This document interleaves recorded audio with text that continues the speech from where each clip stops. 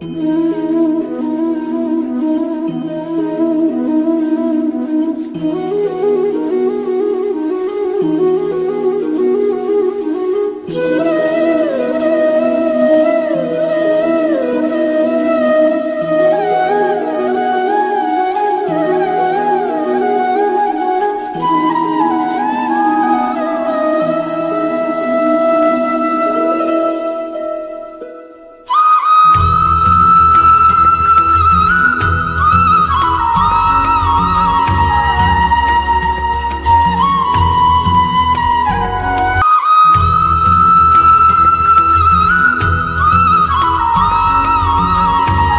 good morning to all the participants joining us for this event now and later on. Under the aegis of Chintamani Group of Institutions, an ISO certified 2F institution affiliated to Gondwana University, participants, please mute your speaker and off your cameras. Under the aegis of Chintamani Group of Institutions, an ISO certified institute affiliated to Gondwana University, Maharashtra, also which is in the process of NAC accreditation. We celebrate 8th August as birth anniversary of our honorable founder, Shri Vasantraoji Dantulwar sir. To his credit, he has a legacy of providing education to underprivileged masses. Continuing that tradition, today with the consent of our respected principal sir, Dr. C.A. Nikhare, we are organizing this national level workshop titled Mindfulness, Corona and Beyond. This venture is in joint collaboration with Nagpur Group of Friends, Ma Association, which is an NGO initiated by two friends, Mr. Narayan Ratiji and Mr. Satyanarayan Chandakji, 21 years ago for social welfare and benefit of underprivileged children. Now it's a proud family of 400 plus people extending helping hand to the society.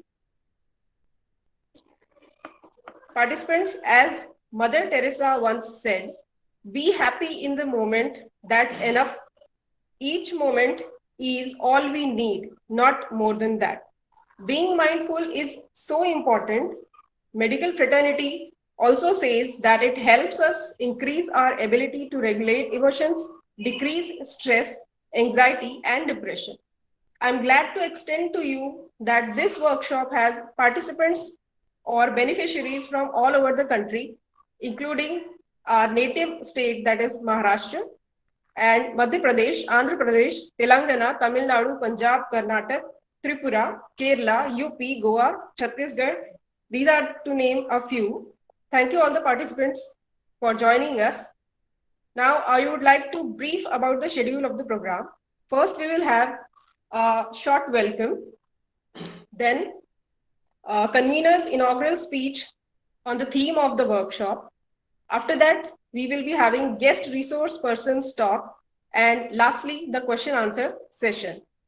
I would like to bring it to your notice that please note, certificates will be given to those only who fill both registration as well as the feedback form.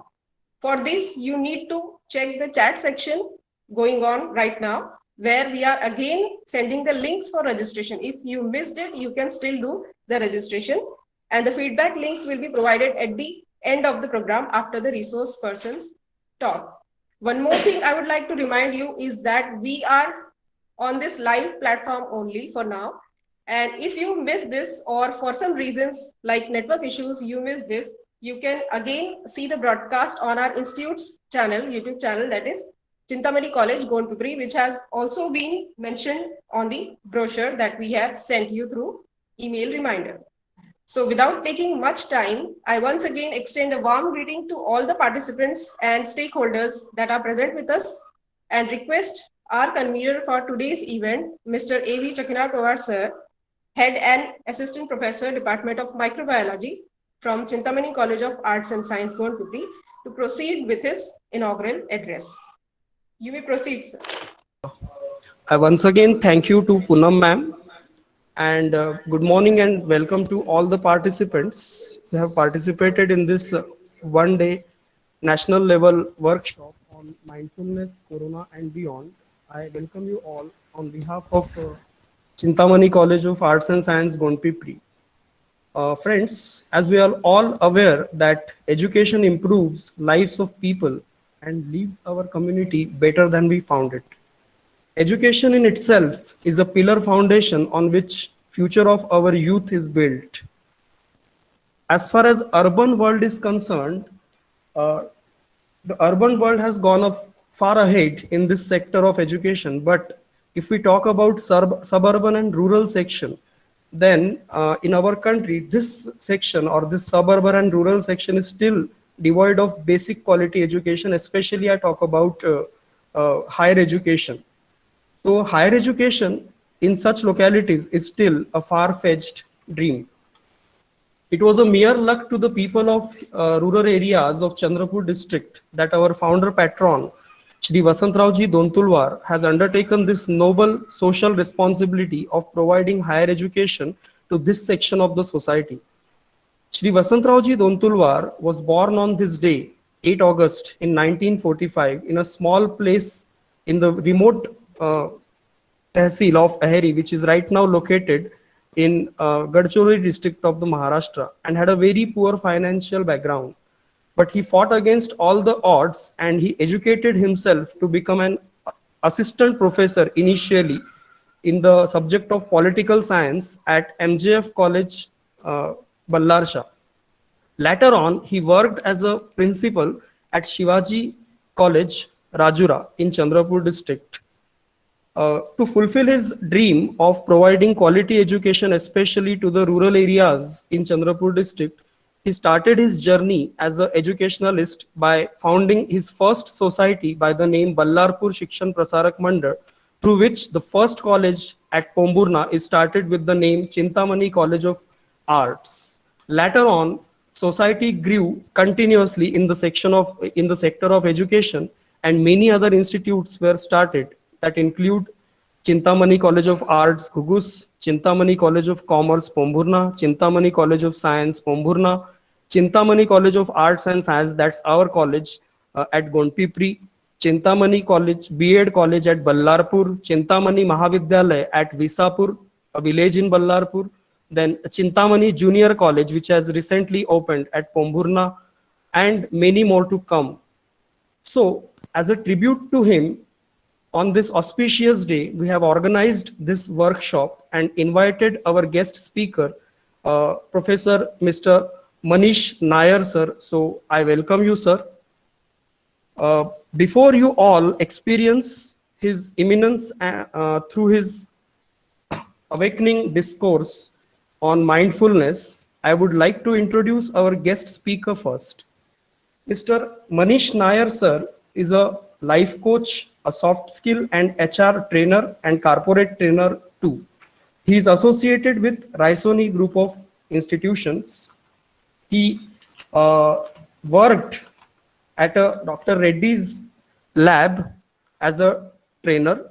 He also worked at different companies like Novartis, Zuventus Healthcare as a trainer. Then he worked as a director in training at Urban Space Infra Private Limited, and he also worked as a personality development trainer at Jet King Institute. He is also a former professor at JD College of Engineering and Management as a senior soft skill scanner. He played a role there as a senior soft skill trainer. So we are glad to have you on this panel, sir. And I welcome you once again, and please, I will request you to please continue with your session. Thank you. Thank you so much, Avinash sir. Now I request the jubilant personality, the brilliant resource person that we have today, Professor Manish Nair sir, to proceed with his presentation. We welcome you, sir. So once again at the outset, very, very good morning to all of you. And thank you for having me here to speak on mindfulness and beyond. Avinash sir, may I request you to please mute yourself. And I request the entire audience also just to bear for some time. I think it's just a matter of time, then we'll be able to all get streamlined. So we all know that mindfulness is Nothing but just let me share the screen first and then we'll get going. Yeah, that should be enough. Again, a validation from you all whether my screen is visible now, the entirety.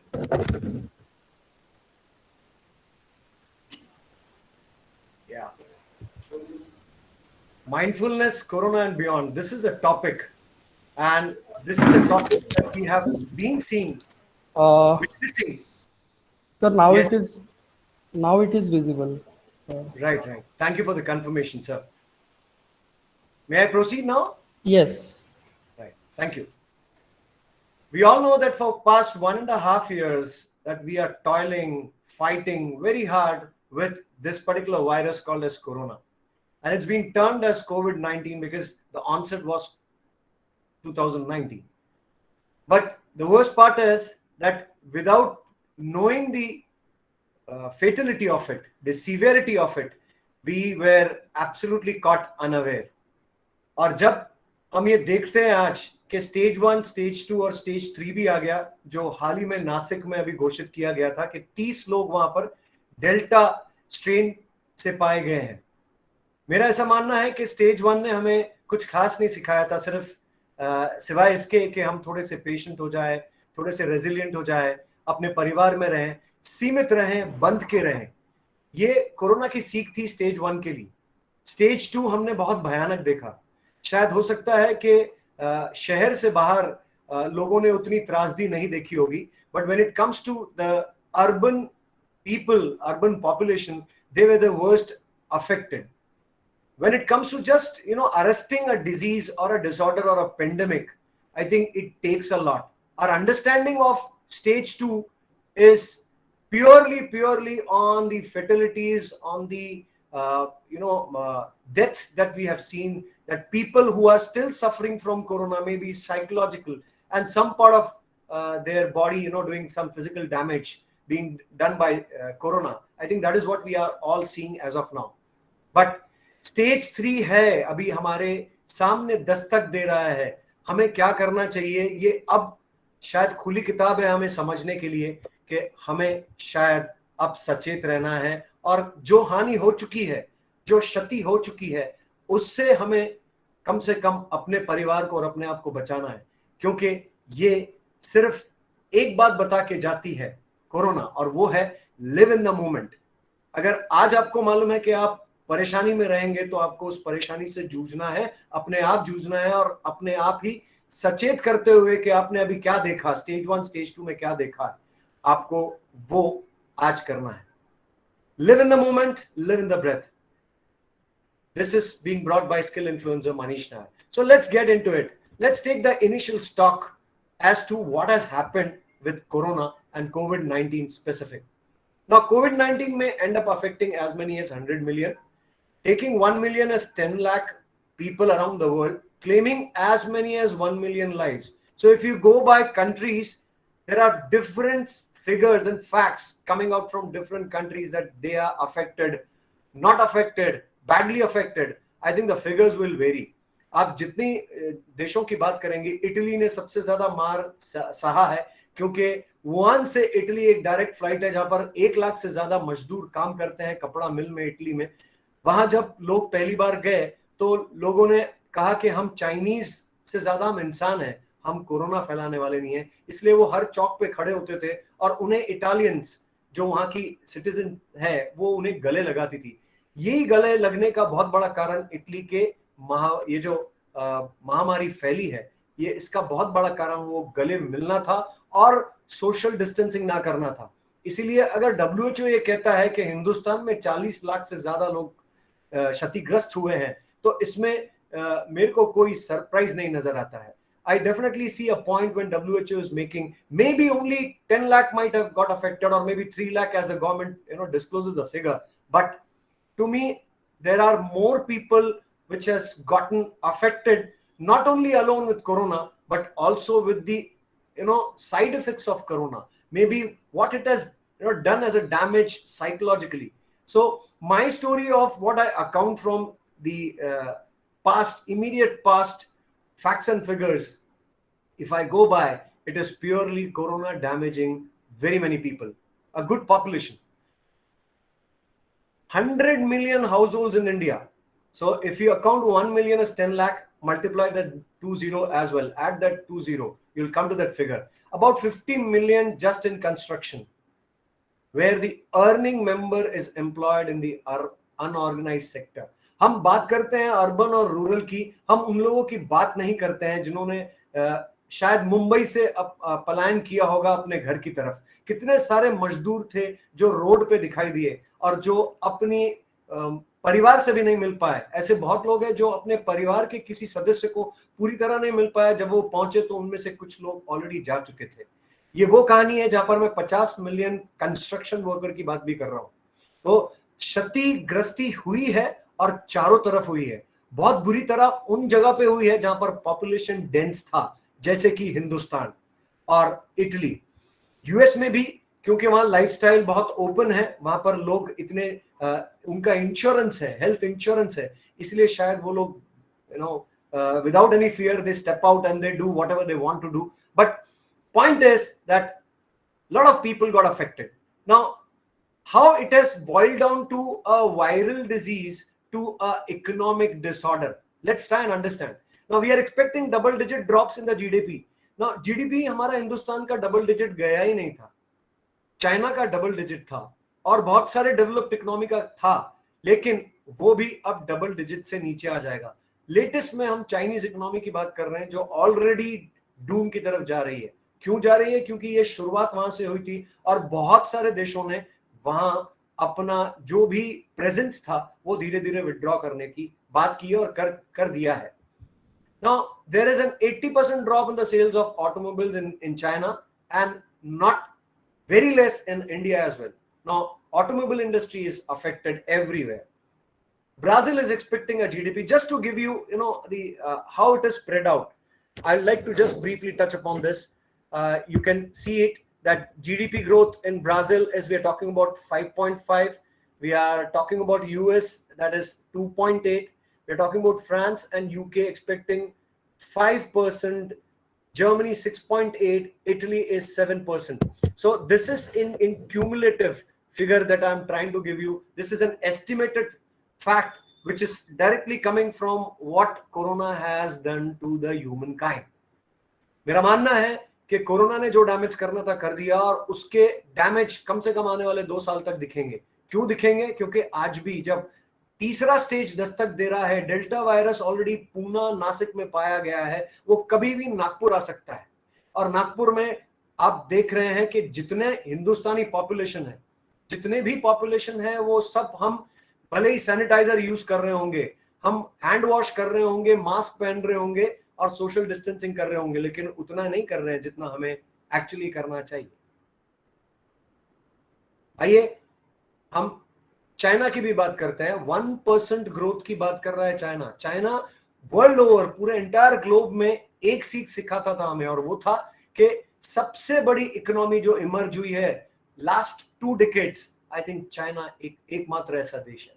उन्होंने बड़े बड़े देशों को धक्का दिया है, हला दिया है, क्योंकि उनके 27 इंटरनेशनल फुटबॉल स्टेडियम जितना तो सिर्फ उनका यार्ड है, उनका जो स्टॉक जो लोग पार्क करते हैं वो है, और इतना बड़ा अगर एरिया है जहां पर वो मैन्युफैक्चर्ड गुड्स को शिपिंग के लिए लेके जाते हैं, वो आज खाली दिख रहा है. तो आप सोच सकते हैं कि ये हालात है जो कोरोना ने किया है हमारे लिए.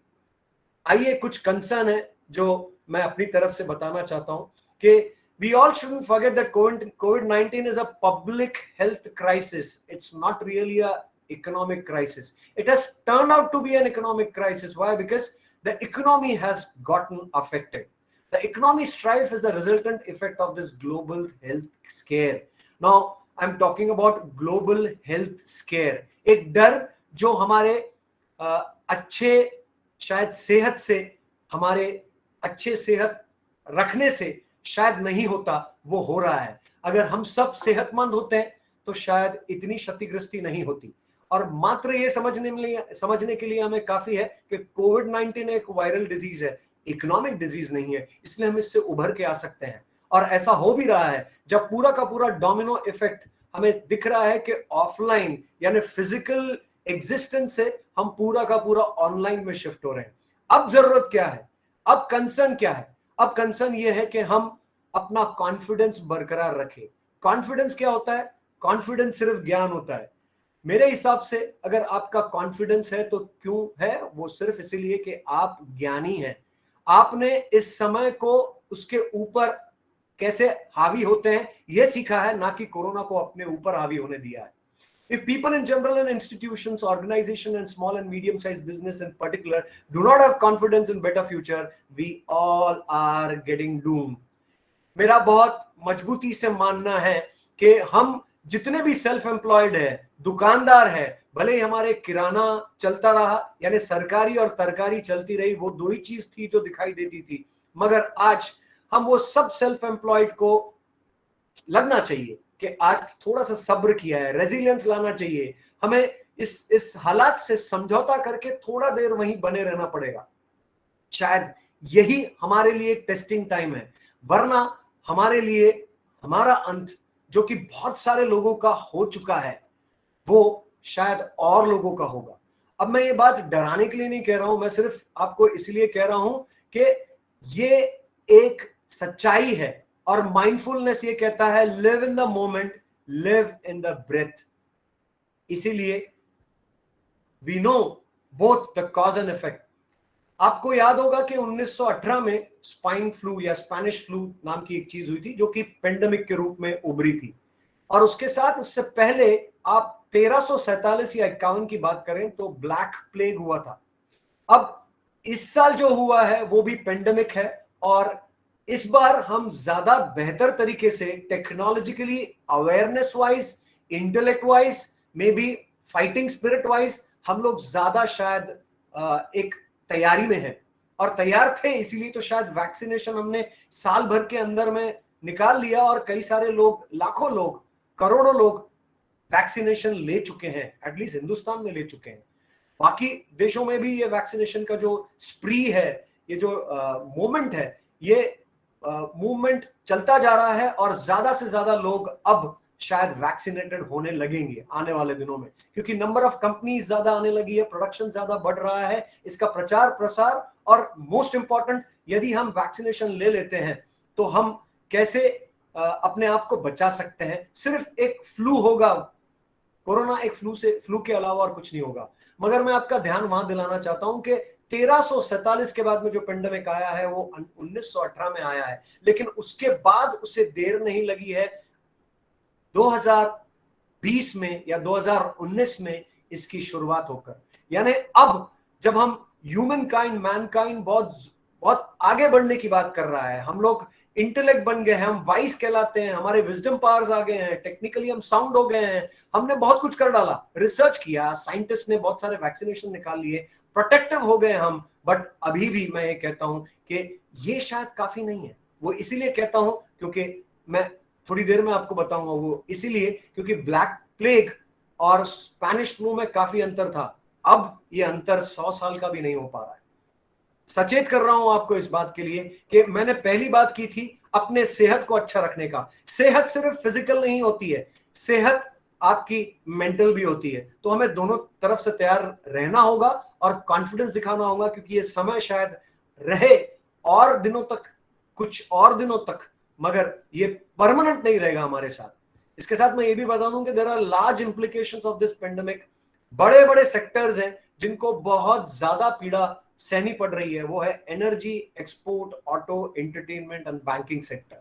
नाउ इसके बारे में भी बताऊंगा, बैंकिंग सेक्टर के बारे में, लेकिन बाकी तो आप स्वयं खुद देख सकते हैं अपनी अपनी जगहों में, चाहे आप छोटी जगह रहते हैं या बड़ी जगह रहते हैं। आपने इंटरटेनमेंट नाम की चीज बिल्कुल नहीं देखी है, लेकिन आज आपके पास में स्मार्टफोन है, आज आप दुनिया भर में कुछ भी देख सकते हैं और देख रहे हैं आप। इंटरनेट एक ऐसा बूम है जो हमें शायद हमारे विचारधारा और हमारी बंदिशें, जहां हम रह रहे हैं, जिस तरह का हमारा आचरण है, शायद हम गांव में रहते हैं या डीप इंटीरियर में रहते हैं, लेकिन मैं ये नहीं सोचता हूं कि तालुका का एक व्यक्ति, एक स्टूडेंट, एक बड़े शहर के स्टूडेंट से compete नहीं कर सकता, क्योंकि अब जमाना शायद सेल्फ रीड का आ गया है, सेल्फ अवेयरनेस का आ गया है, सेल्फ कंट्रोल का आ गया है, सेल्फ ड्रिवन का आ गया है। इसीलिए शायद हो सकता है एनर्जी, ऑटो, एंटरटेनमेंट को डिस्काउंट कर देता हूं, शायद एनर्जी, एक्सपोर्ट और ऑटो ये अब के लिए थोड़े से थम गए हैं, लेकिन ये डेफिनेटली आगे बढ़ेंगे। कैसे? ग्लोबल टैक्सेशन एक रेजिमेंट डेफिनेटली नया लाने वाला है, क्योंकि ग्लोबलाइजेशन अब शायद थोड़ा सा धीमा हो जाएगा, और इसके चलते बहुत सारे सेक्टर्स, स्पेशली बैंकिंग सेक्टर्स में जो दर होती हैं, जो क्या कहते हैं, वो लेंडिंग रेट्स जिसे कहते हैं, वो लेंडिंग रेट्स शायद कम होंगे, और ऐसा मौका शायद सबको मिलेगा कि वो भी स्मॉल इंडस्ट्री से शुरुआत करें, सेल्फ एम्प्लॉयड हो जाए, स्टार्टअप आ जाए। इसीलिए मैं कहता हूं कि ये समय है रीइन्वेंट करने का अपने आप को, जहां पर हम देखते हैं कि इनोवेशन नाम की चीज शायद थोड़ी सी थम गई थी, या हम तैयार नहीं थे स्पेनिश फ्लू के बाद में कि हम क्या इनोवेट करें, लेकिन आज शायद हम वैक्सीनेशन लाकर अपने आप को खुद को चौंका रहे हैं।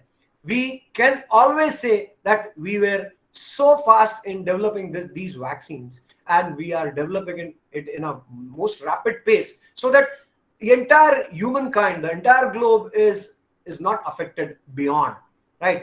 अब शायद हर एक देश का प्रधानमंत्री इंस्टीट्यूशनल बजटरी एलोकेशन करेगा, स्पेशली हेल्थ केयर के लिए, जो अब तक नहीं होता था। अब तक सिर्फ कंपनी ड्रिवन होता था, ऑर्गेनाइजेशन ड्रिवन होता था, लेकिन अब शायद ये कंट्री ड्रिवन होगा, और हर कंट्री का एक मेजर मुद्दा होगा, मैनिफेस्टेशन होगा या मैनिफेस्ट होगा। इसके अलावा हेल्थ इंश्योरेंस और टेलीमेडिसिन, जो कि बहुत ऑब्वियस है, वो डेफिनेटली बढ़ने वाली है। और इसी के साथ मैं ये भी कहना चाहता हूं कि लेंडिंग रेट्स, जो ब्याज दरें हैं जो आरबीआई करता है और बाकी बैंक करते हैं, मेरे ख्याल से ये भी काफी कम होगी, और इस वजह से ये कम होने के कारण ये बहुत लोग को मौका देगी कि आप अपना खुद का कुछ शुरू करें, जिसे स्टार्टअप कहते हैं। तो ये एक मौका है और कुछ नहीं है।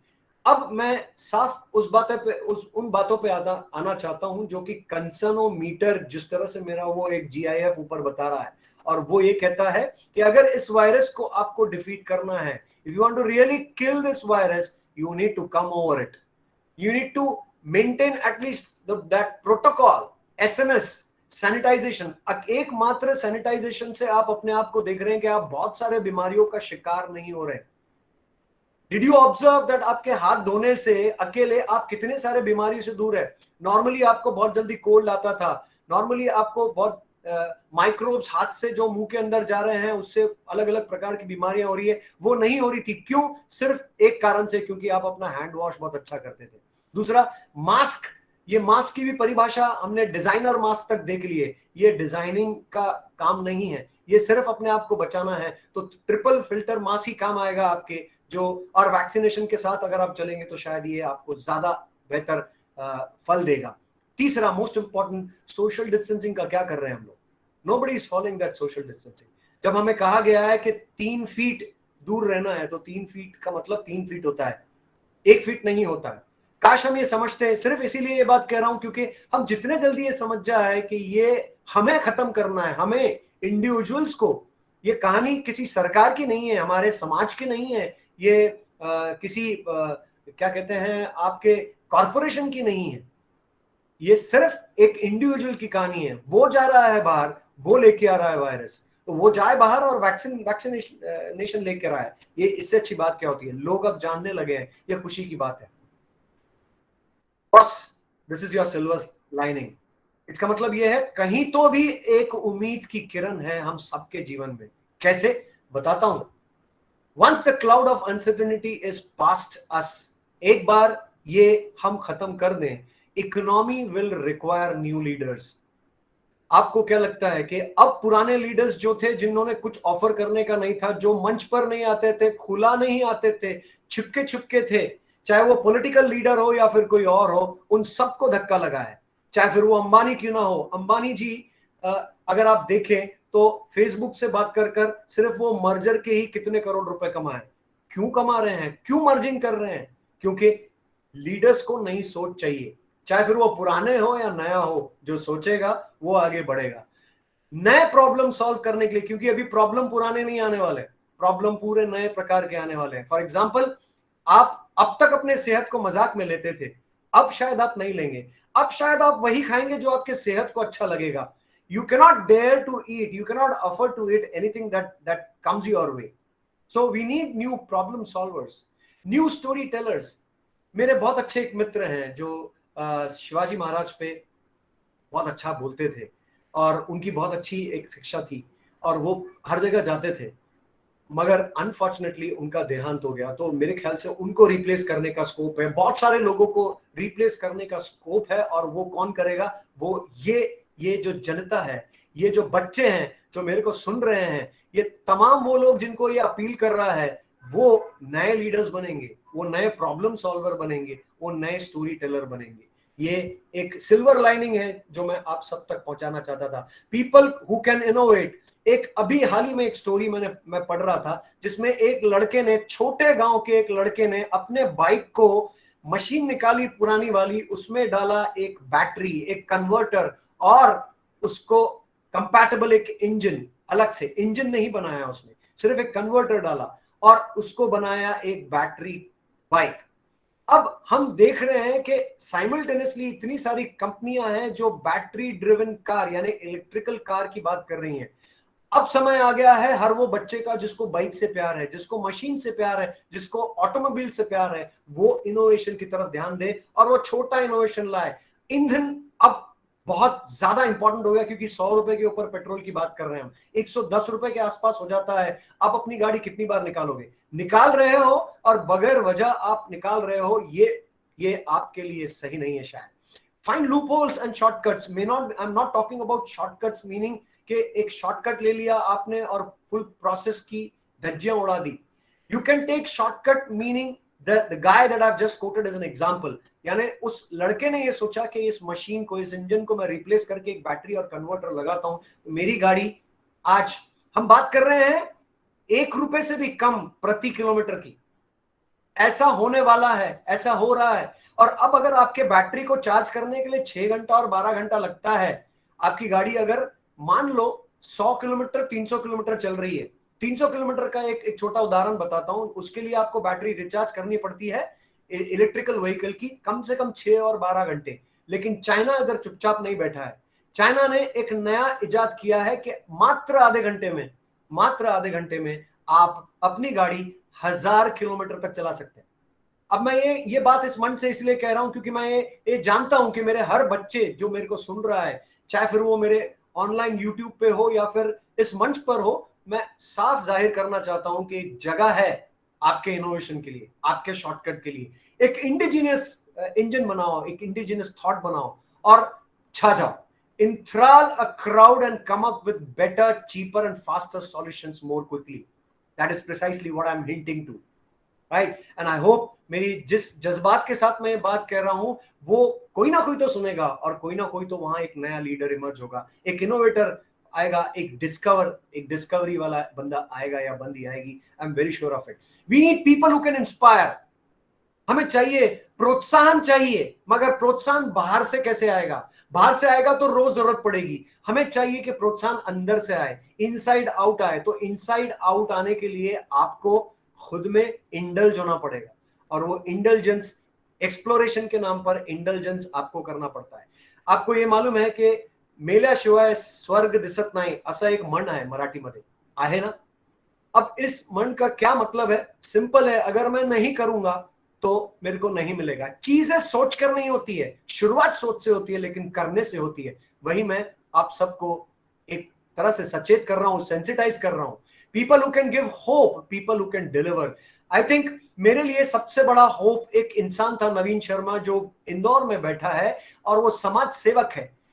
मेरी भांजी वहां पर कोरोना से पीड़ित थी और डॉक्टर ने कहा कि इसे एडमिट करना पड़ेगा और हमने सेकंड थॉट लिया तो कहा कि ये घर पे इलाज हो सकता है प्रोवाइडेड इस बच्ची को हम एक ऑक्सीजन सिलेंडर दे दें और वो एक इंजेक्शन है, आप सबने उसका नाम सुना होगा। क्या नाम था वो इंजेक्शन का? वो इंजेक्शन मिल जाए घर पे तो बच्ची बच सकती है। Naveen Sharma was the only man. We happen to approach him, वो इंडोर में। Yes gentleman, remdesivir, you are right.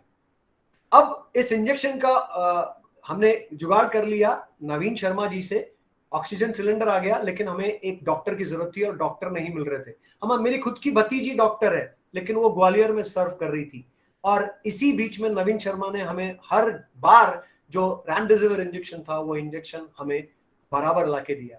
वो एक समाज सेवक था, अगर वो ये कर सकता, वो डॉक्टर भी नहीं था, वो अथॉरिटी भी नहीं था, वो मात्र एक इंसान था जो समाज की सेवा कर रहा था। और इसीलिए मैं कृतज्ञ हूं नवीन शर्मा जी के लिए, जिन्होंने एक उम्मीद दी, एक आम आदमी ये काम कर सकता है, तो फिर हम तो पढ़ रहे हैं, हमारे इर्द गिर्द सिर्फ वो माहौल है जहां पर हम सिर्फ अच्छा देख सकते हैं।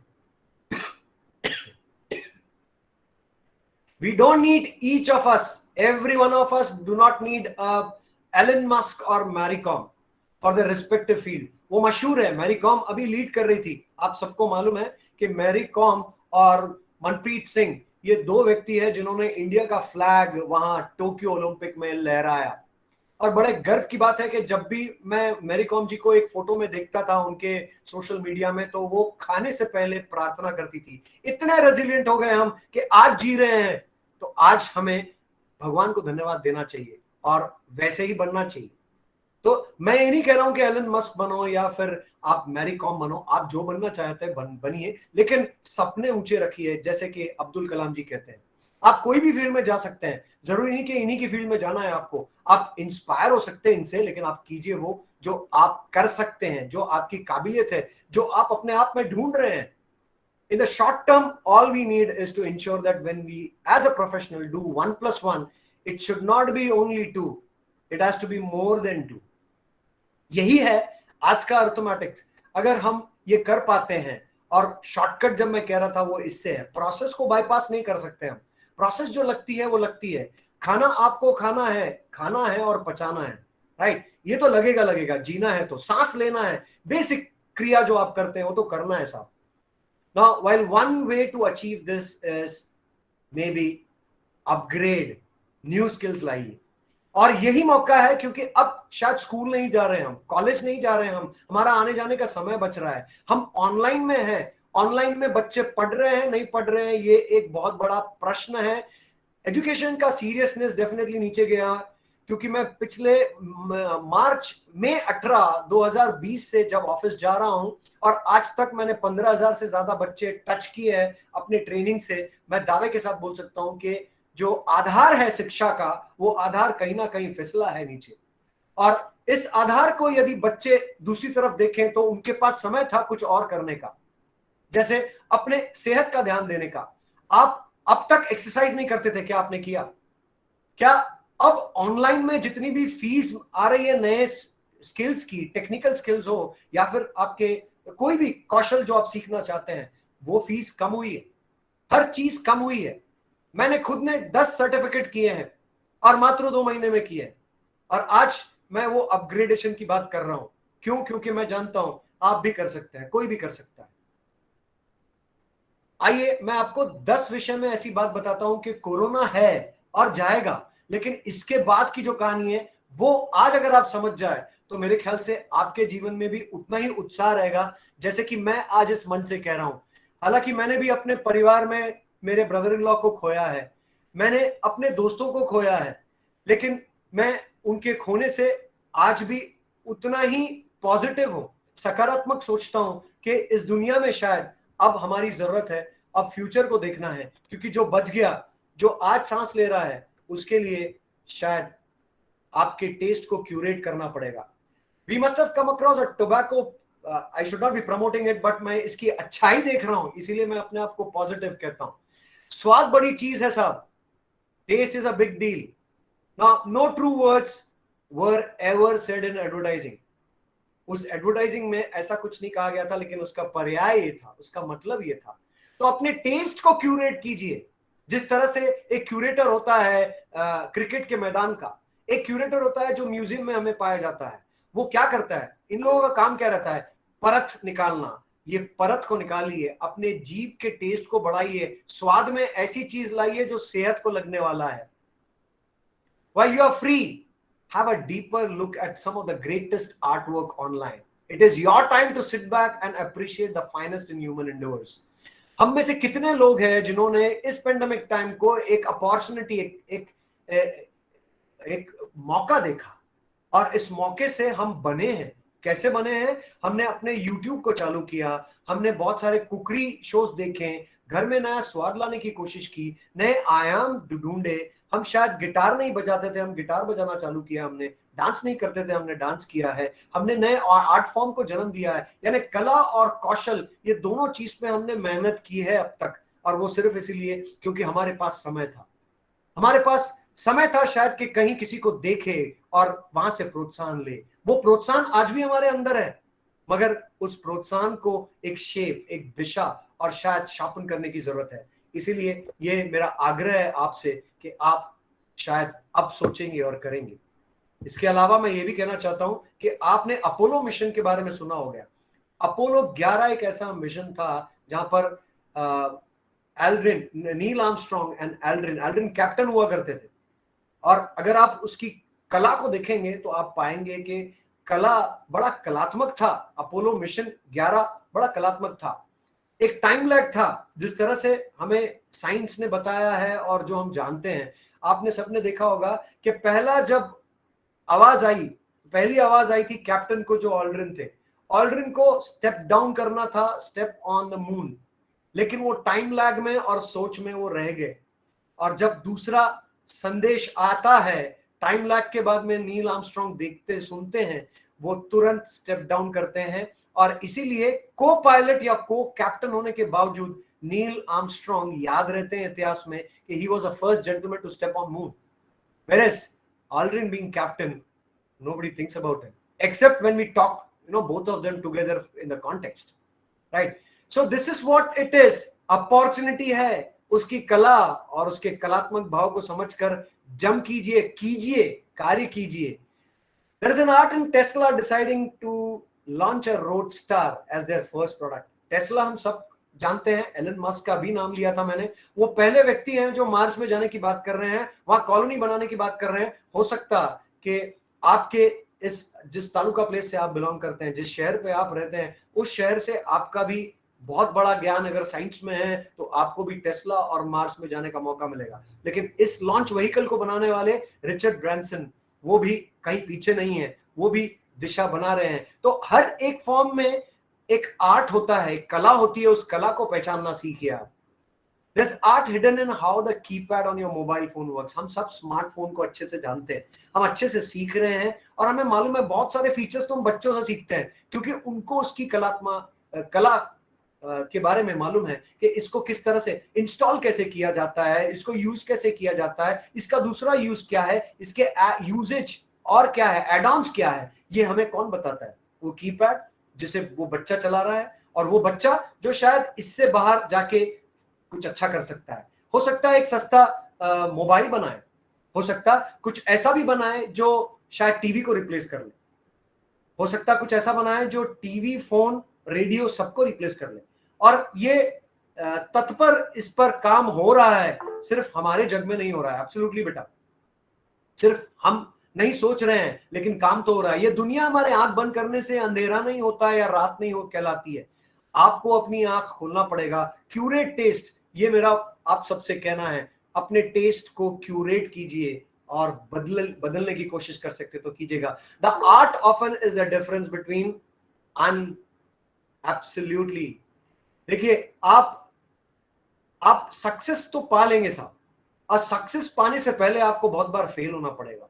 और ये regular failure actually opposite of success नहीं है। फेलियर मेरे हिसाब से failure is a integral part of success. तो आप ऐसा कहते हैं, एक शायर ने बहुत खूब कहा है कि मंजिल मिलेगी भटक कर ही सही, गुमराह तो वह हुए हैं जो अब तक घर से निकले ही नहीं।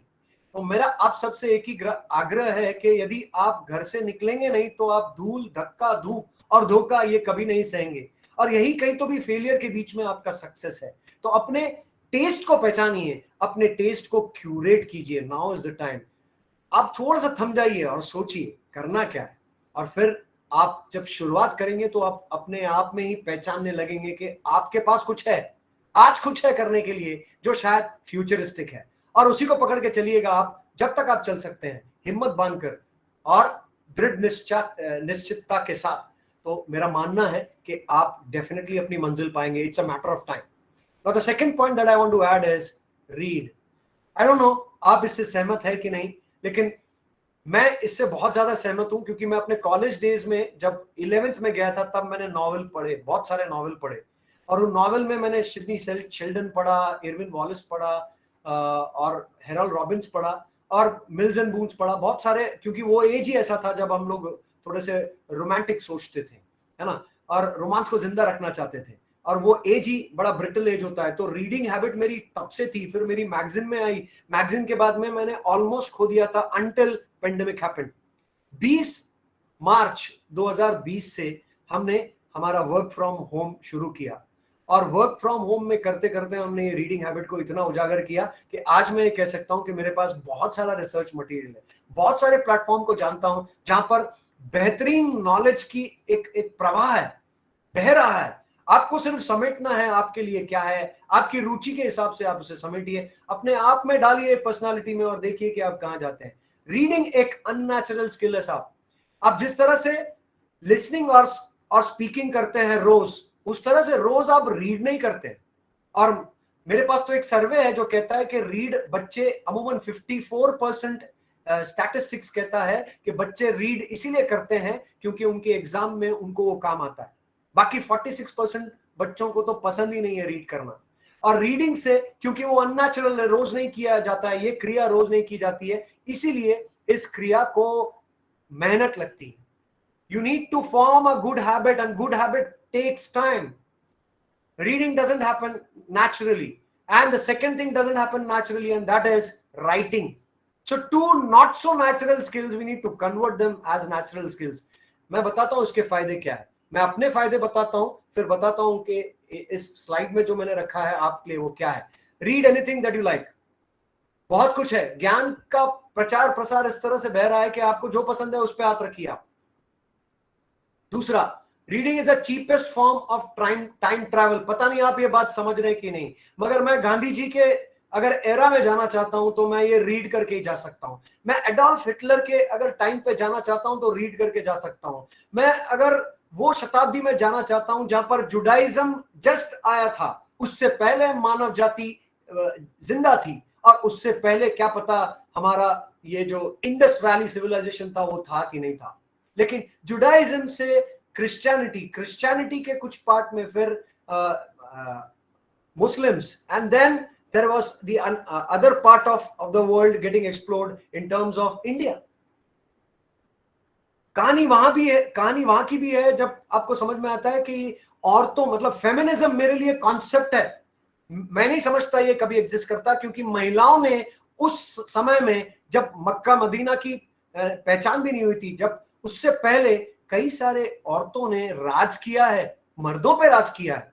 और इस बात को मैं बड़े सरलता से, सहजता से, मर्द होने के बावजूद ये कह सकता हूं कि आज भी 54% अगेन द सेम परसेंटेज महिला है जो शुरुआत तो करती हैं अपने करियर से. अनफॉर्चुनेटली वो आगे नहीं बढ़ पाती है क्योंकि उनका फैमिली रीजन होता है. मैं सिर्फ आपको एक बात ध्यान दिलाना चाहता हूं कि सबसे आसान, सबसे सस्ता तरीका रीडिंग है, जो आपको दूसरे टाइम जोन्स पे लेके जाता है. और उम्मीद करता हूं कि रीडिंग से आपको सिर्फ अलग अलग जगह जाके उनकी अच्छाई, नुआंसेस सीखने का मौका मिलेगा. The most cost effective way to have a direct 1-to-1 with the best minds of our times and history. मैं कहता हूं ट्रायंगल थ्योरी है मेरी. उसमें वो थ्योरी क्या कहती है, बहुत सारे वीडियोस हैं मेरे चैनल में, यदि आप जाएंगे तो बहुत सारे वीडियोस पाएंगे जो ट्रायंगल थ्योरी की बात करते हैं. वो कहते हैं 3 सच है, एक सच जो आप कह रहे हैं, एक सच जो मैं कह रहा हूं, और एक सच जो वाकई में सच है. इसीलिए मैं कहता हूं कि वो सच को जानने के लिए आपको रीड करना पड़ेगा. वो रीड करने से ही आपको मालूम पड़ेगा, तब आपका विजडम आएगा, विवेक बुद्धि आएगी, विवेक शक्ति आएगी पहचानने में कि क्या सही है और क्या गलत है. इक्वानिमिटी, इक्वानिमस एक बहुत अच्छा शब्द है अंग्रेजी में, उसका मतलब भी यही है. Reading is also important because it teaches you how to put your own ideas across or to tell a story. आज मैं आपके सामने हूं, 1 साल पहले इतने मौके नहीं मिलते थे मेरे को.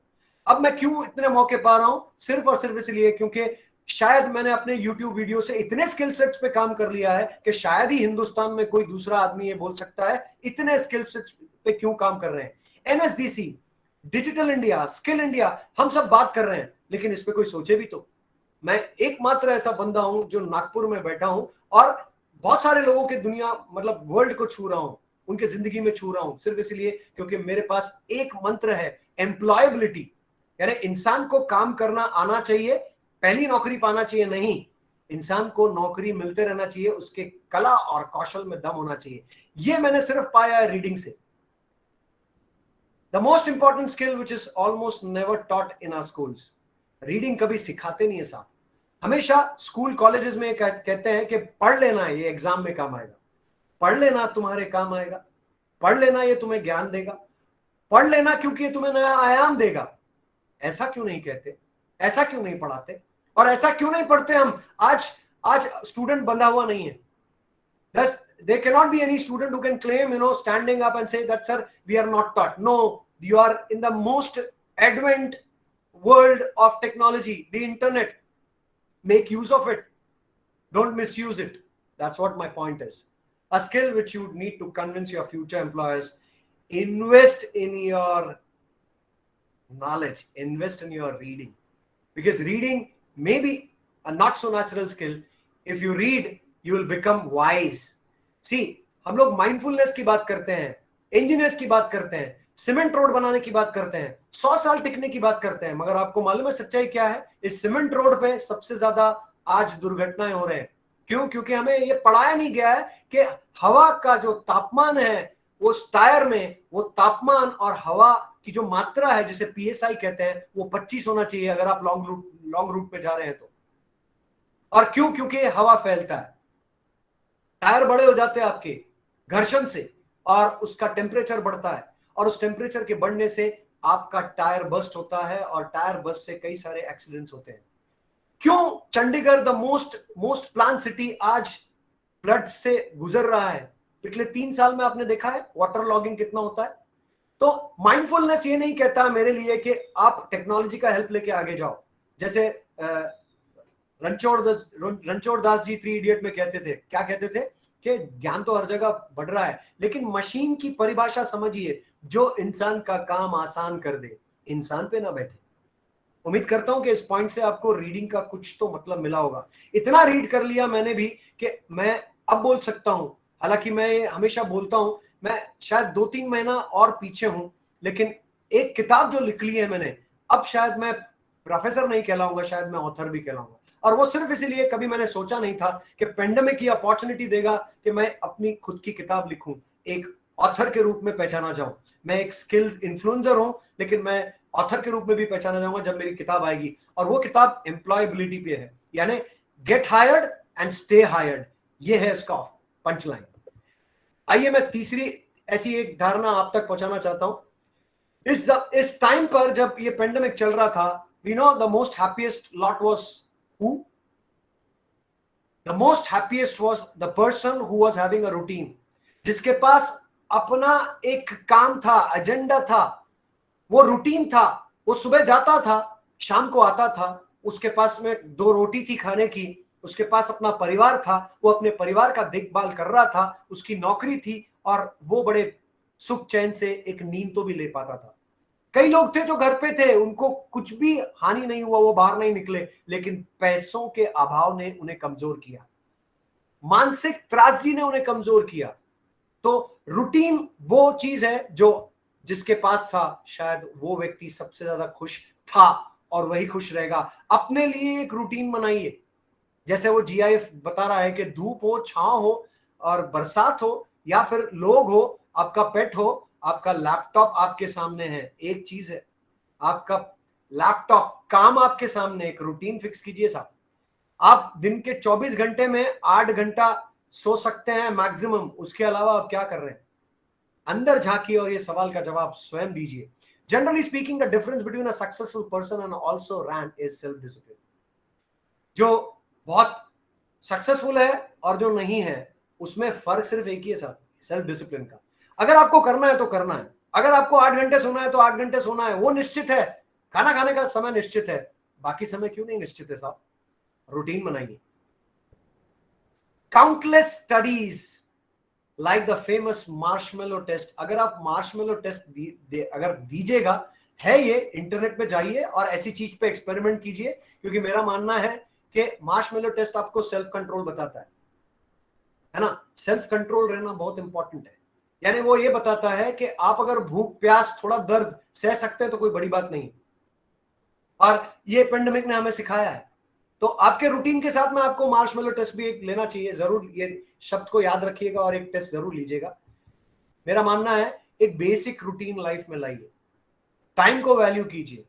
अगर आप अपने घर में सीमित है, एक आपको बांध दिया गया है, इस बंधे एनवायरनमेंट में कुछ अच्छा कर सकते हैं तो करने की कोशिश कीजिए, क्योंकि वो नहीं करेंगे तो शायद अब कॉम्पिटिटिवनेस इतना आ गया है कि जब कंपनियों को बोला गया कि आप अपने कर्मचारी को कम करो क्योंकि आपके पास पैसे नहीं है, पगार नहीं है देने के लिए, तो क्या किया कंपनी ने सबसे पहले उन लोगों को निकाला जो लीस्ट अडेप्टेबल थे, जो लीस्ट फ्लेक्सिबल थे, जिनके कला और कौशल में धार नहीं थी।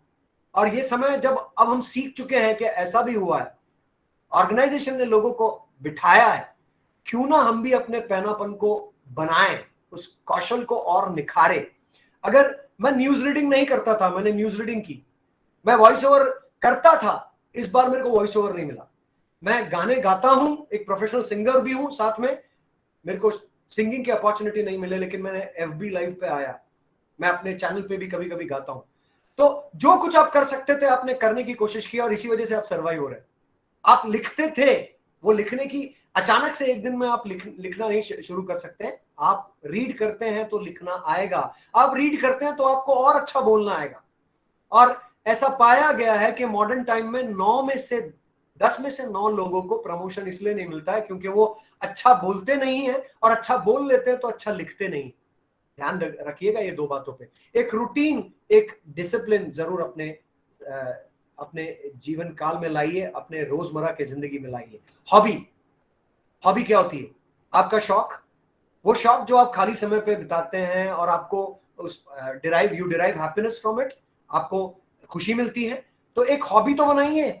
लास्ट 1 साल या 2 साल में आपने कितनी हॉबीज लाई है? मैं कह सकता हूं कि मेरी पुरानी हॉबी मैंने वापस से रिवाइव की है, वो है रीडिंग और राइटिंग की।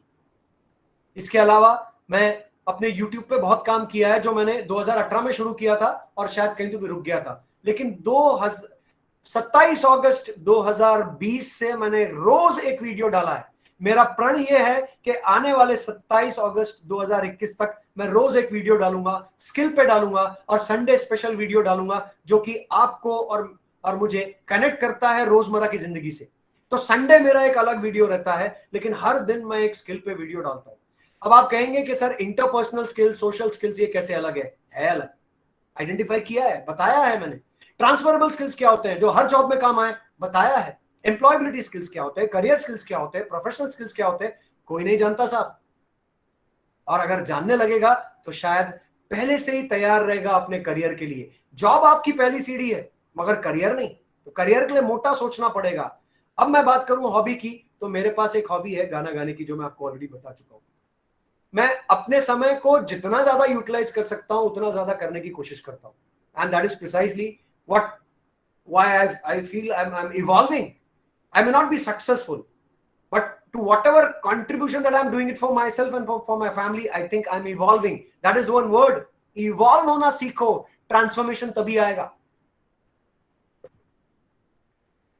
If you're not passionate about anything, what are you really doing with your life? पता नहीं, मैं जब कह रहा हूं तो आपको मेरा पैशन दिख रहा है क्या? ट्रेनिंग मेरा पैशन है साहब। And why I say so? Because I've been a trainer all my life. मैंने इंडक्शन लिए 250 से ज्यादा लोग, जब मैं एक कंपनी का हेड मार्केटिंग सेल्स हुआ करता था, तब मैंने 250 से ज्यादा लोगों को ट्रेनिंग किया, इंडक्ट किया। मेरा काम वो था और मैं हमेशा पसंद करता था। एक अपॉर्चुनिटी मिली जेट किंग में, मेरे एक मित्र ने जब फ्रेंचाइजी ली तो बुलाया, मनीष मेरे को तेरी जरूरत है। मैं गया, मैं थोड़ा महंगा आता हूँ। बोले मैं महंगा लिया, मगर मेरे को काम तुम्हारी सोच के जैसा चाहिए। और मैं जब उनके साथ काम करने लगा तो मैं क्लासरूम ट्रेनिंग में आया, और मेरी क्लासरूम ट्रेनिंग रोज ये पढ़ने से, लिखने से, लोगों से मिलने से, आप लोगों से बात करने से, आपके सवाल को समझने के बाद में एक फोर्स आता है। Why I am pushed to wall? Because I interact. And if you are not showing any interest, hobby नहीं है आपकी, तो पैशन एक दिन नहीं आएगा। और हॉबी को बदलते रहिए। कितने लोग हैं जो साइकिलिंग कर सकते हैं अभी, क्योंकि ये जमाना अब अब बहुत सारे लोगों को देखा मैंने पेंडेमिक के टाइम पे, उन्होंने साइकिल निकाली, जॉगिंग करते थे, वो वॉकिंग करते थे, फैमिली वॉक होता था। स्क्रैबल नाम का गेम बड़ा पॉपुलर हुआ। आपको ये भी मालूम है कि एक लूडो गेम है जो नेशनल गेम हो गया था एक टाइम पे, हर घर में हर बच्चा, हर फैमिली मेंबर, जब उसको पढ़ाई नहीं थी इनिशियल डेज में, मैं मार्च और अप्रैल 2020 की बात कर रहा हूं, लूडो बड़ा प्रचलित था। And why it has happened? Because see, you need to keep finding how you can be, happy at heart and have a peace in mind. So occupying yourself for maybe 24 hours should be the concern.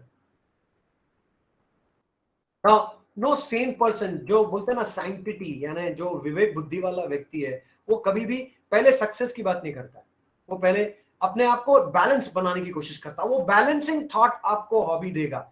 लोग कहते हैं interview में कि साहब what is your distressing point, how do you keep yourself rejuvenated, ऐसा कहते हैं।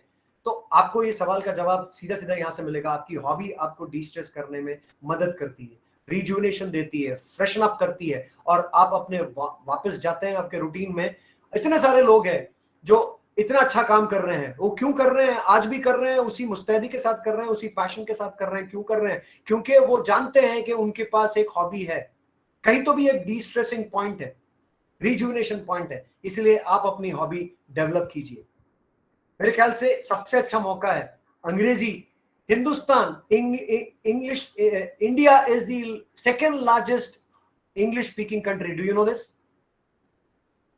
आप सबको पता है कि हिंदुस्तान एकमात्र ऐसा देश है जो अंग्रेजी छोड़ गए और हम आज सबसे ज्यादा बोलते हैं। ये वो लैंग्वेज है जो हमने कभी अपनाई नहीं।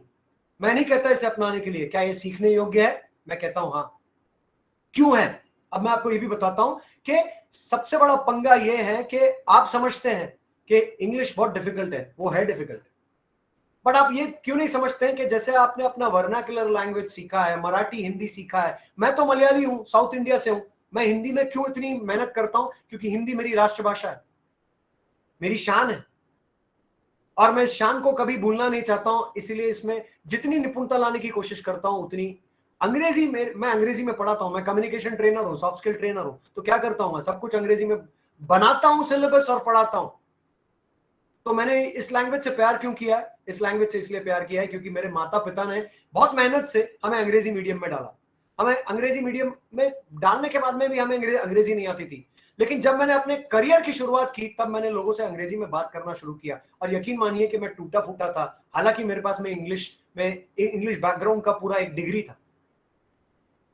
सिंपल है साहब, एक नॉन नेटिव लैंग्वेज सीखिए। और कैसे सीखेंगे आप? ग्रामर माँ के पेट से सीख के नहीं आए थे आप, जब आप वर्नाकुलर हिंदी मराठी सीख रहे थे। आप कोई भी भाषा दूसरा या तीसरा जो सीखे होंगे आपने, वो ग्रामर के तहत नहीं सीखे थे, आपने सिर्फ बोलना शुरू किया था। एक बच्चा बनिए, एक स्टूडेंट बनिए, एक लर्नर बनिए, और एक लैंग्वेज सीखिए। ये मौका है आपके पास। अंग्रेजी सबसे ज्यादा बोली जाती है, आप भी बोलिए, टूटी फूटी से शुरुआत कीजिए, लेकिन बोलिए तो सही। Scientists believe that learning a new language may help you live life longer. So longevity की बात कर रहा हूं मैं यहाँ longevity की बात कर रहा हूं क्योंकि साइंटिफिक रिसर्च कहता है एक लैंग्वेज ही तो लर्न करना है आपको बस, और वो लर्न करने से आपकी लर्निंग एजिलिटी दिखाई देती है। I personally believe that learning a new language is like acquiring a new super power. कैसे? क्योंकि आज सिर्फ 14 देश है जिनका ऑफिशियल लैंग्वेज इंग्लिश है, 200 से ज्यादा देश है, बाकी सब अपनी भाषा में प्रगति कर रहे हैं। फ्रांस कर रहा है, जर्मनी कर रहा है, इटली कर रहा है, स्कैंडिनेवियन कंट्री में जाके देखिए, वो दोनों जगह बैलेंस कर रहा है, humanity quotient as well as technology quotient, both are and they are very happy. Happiness quotient की बात करते हैं, बाजू का देश नेपाल करता है। मेरे लिए सिर्फ एक सुपर पावर बनने के लिए बहुत इंपॉर्टेंट है एक नया लैंग्वेज सीखिए। जाइए जापान में काम कीजिए, जाइए ऑस्ट्रेलिया में काम कीजिए, वापस आइए, इस देश के लिए कुछ कीजिए। सुपर पावर है, इस देश को बनाइए। अगर आपको आज भी 15 अगस्त बहुत नजदीक है, दस्तक दे रहा है, अगले हफ्ते हम 15 अगस्त में मिलेंगे संडे को, लेकिन उस 15 अगस्त की शान यह है कि हम में से हर एक व्यक्ति हमारे देश के बारे में सोचे। सुपर पावर तब बन सकते हैं जब हमारा ह्यूमन सुपर ह्यूमन बनेगा। If you are an Indian looking for an easy start, my personal suggestion is that try and learn as many languages. Why I say so? Because if you try Spanish, Urdu, Thai, Korean, Kannada, any Indian language for that matter, आप एक हफ्ते में सीख सकते हैं, एक हफ्ते में सीख सकते हैं। सिर्फ आपको इंक्लिनेशन होना, विलिंगनेस होना, थोड़ा सा इंटरेस्ट होना सीखने का। बाकी तो फिर आप जैसे टेक्नोलॉजी सीख सकते हैं वैसे आप ये भी सीख सकते हैं। उम्मीद करता हूं कि मेरे ये 10 पॉइंटर में चौथा पॉइंट भी समझ में आया होगा। अब मैं बात करता हूं टेक्नोलॉजी की। टेक्नोलॉजी आप बियॉन्ड अगर आप जा रहे हैं तो प्लीज रीडिंग हैबिट ला लिया है आपने। इसके बाद मैं एक और पॉइंट बताऊंगा, लेकिन ये पॉइंट पे टच करते आपको बताता हूं। आज वेबसाइट, पर्सनल वेबसाइट बनाना बहुत आसान है। मैं खुद भी ये काम कर रहा हूं। क्यों? क्योंकि मैं समझता हूं कि एल्गोरिदम्स चेंज हो रहे हैं। यूट्यूब के एल्गोरिदम्स चेंज हो रहे हैं। बाय द वे, आप लोग यूट्यूब देखते हैं और यूट्यूब वाले को सबसे ज्यादा पैसा जाता है। क्यों जाता है? क्योंकि पूना, नासिक और नागपुर 1, 2, 3 नंबर पे आया। गूगल का एक लेटेस्ट सर्वे बता रहा है कि हमारे बच्चे कर क्या रहे, दूसरों को कमा के दे रहे। साहब खुद कमाइए ना, एक वेबसाइट बनाइए। वेबसाइट आपको डायरेक्टली एसईओ से सर्च क्लब करता है, और जिसका वेबसाइट है उसको सबसे ज्यादा अपॉर्चुनिटी मिलती है सर्च इंजन ऑप्टिमाइजेशन में आने की। इसीलिए मैं कह रहा हूं आपको नया वेबसाइट बनाइए, सस्ता है, आसानी से होता है। कई सारे लिंक है जो आप इंटरनेट में जाएंगे तो आपको फ्री के वेबसाइट बनाने का मौका देते हैं। Be a mode for you to share some of your thoughts and ideas. क्या पता अगर आपको बाइसिकल नए प्रकार की बनाने का मौका मिला जो कि हवा से चलती है, हाइड्रोजन से चलती है, नेचुरल एयर से चलती है, नाइट्रोजन से चलती है, आप किसी चीज से भी बना सकते हैं और उसमें प्रदूषण नहीं होता है। क्या पता आप वो वहां पर शेयर करें, कोई कंपनी आपको सुने, समझे, आपको बुलाए और आपको बोले इतने पैसे देंगे, आप काम कीजिए हमारे लिए, आइडिया को डेवलप कीजिए। फीजिबिलिटी, वायबिलिटी क्या होता है? कुछ नहीं होता है साहब। ये वेबसाइट में बनाइए और अपने थॉट्स को आगे शेयर कीजिए, कोई तो होगा जो सुनेगा आपको। और छोटे शहरों में ज्यादा दम होता है, मैं हमेशा मानता हूं। मैं छोटे और बड़े लोगों की बात नहीं करता हूं, मैं बात करता हूं प्रतिभा जो हमेशा छोटे शहरों में होती है। Display some of your personal, professional achievements and everything else that you'd like people to come across when they search for your name on Google. अब सब कुछ गूगल है साहब। गूगल एकमात्र ऐसा ब्रांड है जो अपने आप को बढ़ाता चला जा रहा है। और अगर आप सुंदर पिचाई जी की स्टोरी सुनेंगे तो आप हैरान हो जाओगे कि वो एक ऐसा व्यक्ति है जिन्होंने सबसे पहले अपने वाइफ के साथ वो कहीं एक पार्टी में जाने वाले थे, वो समय पे पहुंच नहीं पाए तो उन्होंने कहा कि मैं रास्ता भूल गया था। ये एकमात्र कारण था जो उनकी वाइफ भी नहीं समझी, वो जिन्होंने इनवाइट किया था वो भी नहीं समझे। तो समझेगा कौन? क्योंकि सुंदर पिचाई थे। उन्होंने दिमाग लगाया और अपनी टीम को बुलाया। 50 लोग टेबल पे थे और कहते हैं कि उन्होंने सिर्फ एक ही दिशा में सोचा, जीपीएस, और जीपीएस तब से आया। अब लाखों लोग हैं, कितने कंट्रीज हैं, ऑलमोस्ट 2 करोड़ के आसपास, 7 करोड़ लोग हैं पूरी दुनिया में। 2 करोड़ लोग जीपीएस का इस्तेमाल करते हैं। सुंदर पिचाई जी की देन है और वो लगातार इस पे काम कर रहे हैं। मैं ये भी कह रहा हूं कुछ तो है आप में जो आपको गूगल तक पहुंचाएगा, कुछ तो ऐसा अच्छा, अनोखा, यूनिक होगा आप में जो आपको कुछ कहीं पहुंचाएगा। उसके लिए आपको वेबसाइट बनाना बहुत जरूरी है, क्योंकि वो आपको, अब जमाना आ गया है इंटरनेट पे रहने का। अब जमाना आ गया है इंटरनेट से मदद लेकर किसी का कंधा मत इस्तेमाल कीजिए, अपने आप को इतना प्रबल बनाइए कि आपके खुद के पैर स्ट्रांग हो जाए। मैं उस दिशा में बात कर रहा हूं। The process of figuring it out, the professional cap that you have, add that, go for it. If you believe whatever I'm saying, go and check. There are websites, there are sites, platforms which can create, help you to create a free website of your own. What are you waiting for? Just go for it. I'm sure ये point भी आपको समझ में आया होगा। दोस्तों ने सबसे ज्यादा मदद की। मेरा एक दोस्त है, मेरे वैसे दोस्त तो बहुत सारे, एक दोस्त है जो हमेशा 2 हफ्ते में कॉल आता था, Manish, is everything okay in your family, are you doing good boy? So if you have friends, if you are not interconnected, see, corona ने सबसे बड़ा मार अगर दिया है हमें तो वो है कि ह्यूमन इंटरैक्शंस बहुत कम हो गए।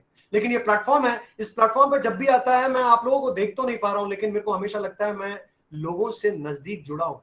और ऐसे कई वेबिनार जो मैंने दिए हैं, अलग अलग जगह दिए हैं। मेरा सौभाग्य है कि उस YouTube के कारण डीवाई इंटरनेशनल पाटिल स्कूल बुला रहा है। निदान जो भोपाल का एक सेंट्रल इंडिया का लार्जेस्ट स्किल फैक्ट्री जो बन रहा है, factory in the sense it's basically an institution, I am calling it a factory क्योंकि काफी लोग जुड़ रहे हैं उनके साथ।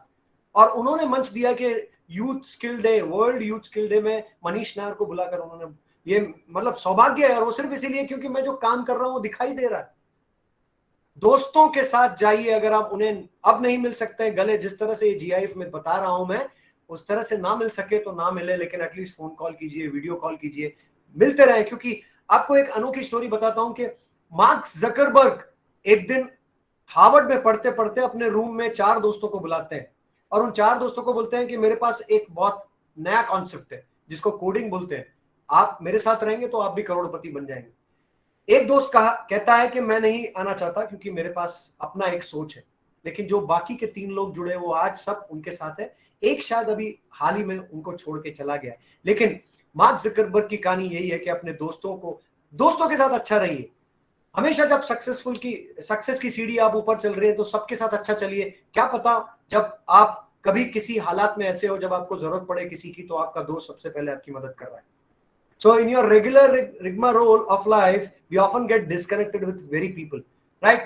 Try and be connected with all sorts of people whom you think that they are your friends, whom you think that they have helped you. Go back to them.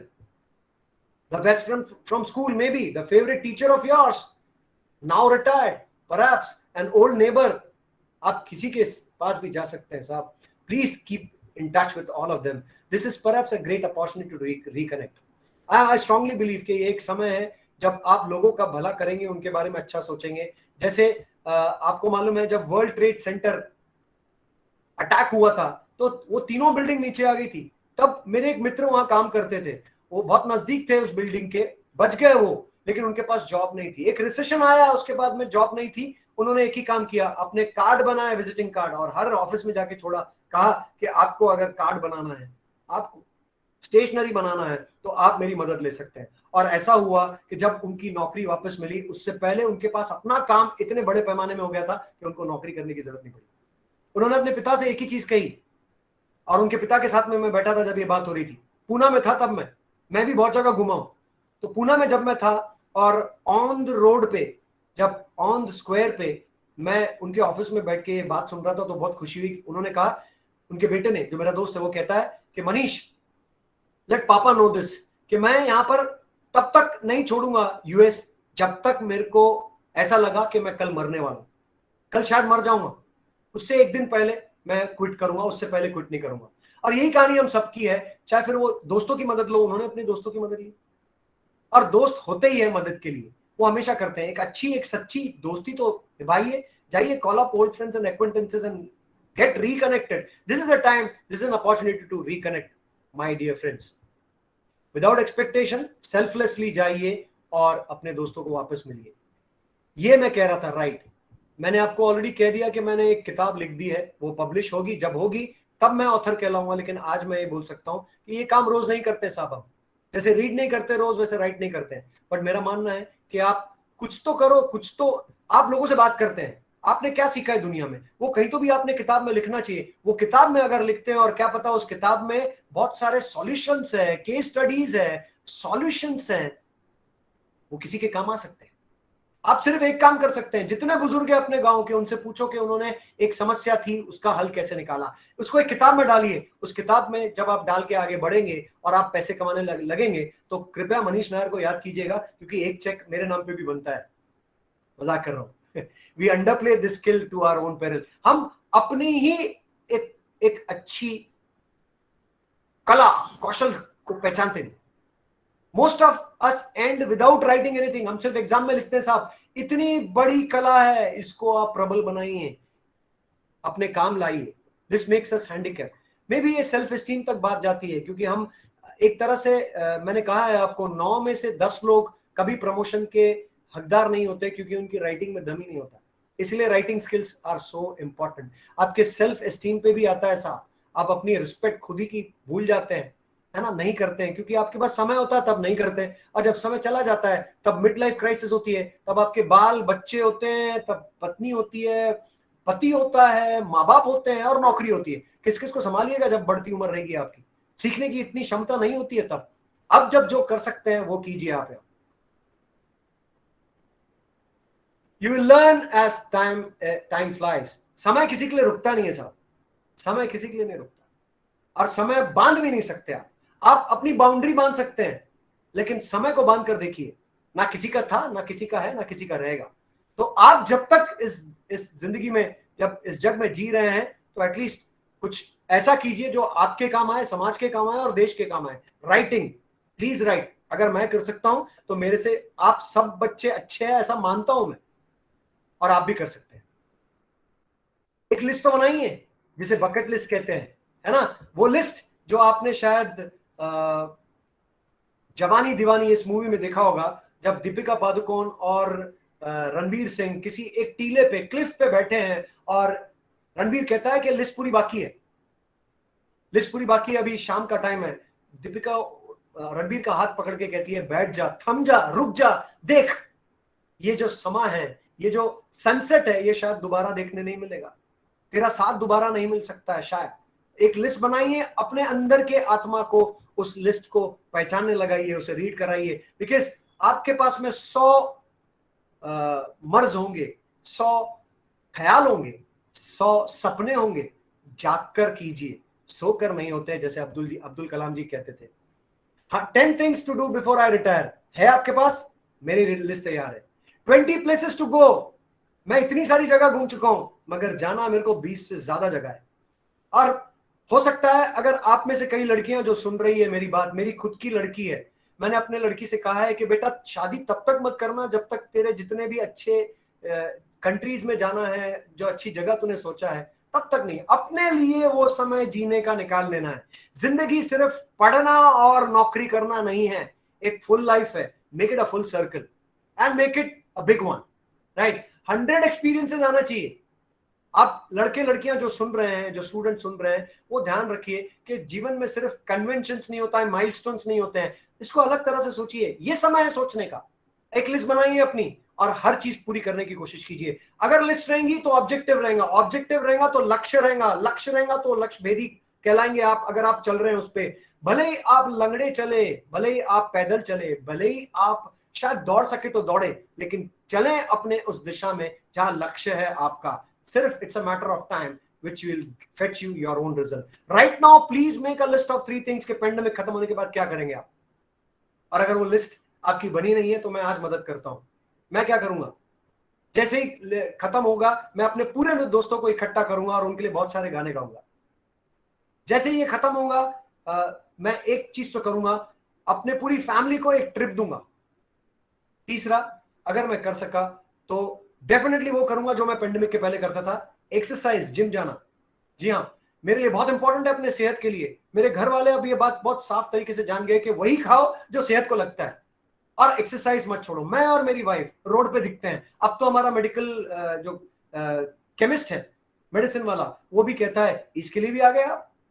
Brush खरीदने के लिए हम दोनों जाते हैं, सोचिए। और ओरल हाइजीन बहुत इंपॉर्टेंट है माइंड यू, मगर लिस्ट बनाई है और इसी लिस्ट में मैंने ओरल हाइजीन को इतना अच्छा रखा है कि मैं अपने डेंटिस्ट के पास गया और अपने ओरल हाइजीन को मैं हर साल में एक बार जाता हूं।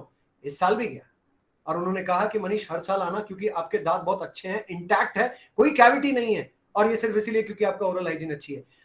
मैं आपसे यहाँ से आग्रह करूंगा, हालांकि मैं टॉपिक से थोड़ा डाइग्रेस हो रहा हूँ, लेकिन एक लिस्ट तो बनाइए अपने लिए जिसमें आपके ओरल हाइजीन आती है, जिसमें आपका फिजिक आता है, जिसमें आपकी मेंटल एक्सरसाइज आती है।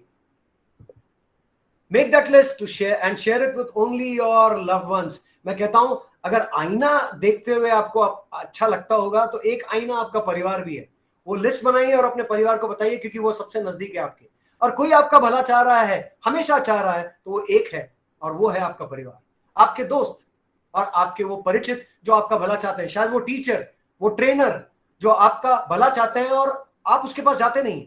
जाइए अपने टीचर, ट्रेनर, टीजी जिसे कहते हैं, क्लास टीचर होगी आपकी, या उन्हें जो आप मानते हैं एज अ मेंटोर, जाइए उनसे पूछिए, उनके पास कई चीजें बताने के लिए। आज का बच्चा सवाल नहीं पूछता, आज का बच्चा जाता नहीं है।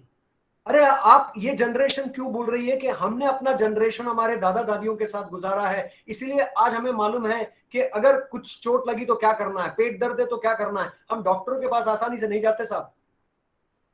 हम उनके दिए हुए उपाय आज भी, जो हमारा हेरिटेज है, जो कल्चर है, जो रिचुअल है और जो माइथोलॉजी की शिक्षा है, वो आज भी हम अपने घर पे, क्यों? क्योंकि हिंदुस्तान यूनिक है, बाकी जगह पे नहीं मिलेगा, हिंदुस्तान पे है।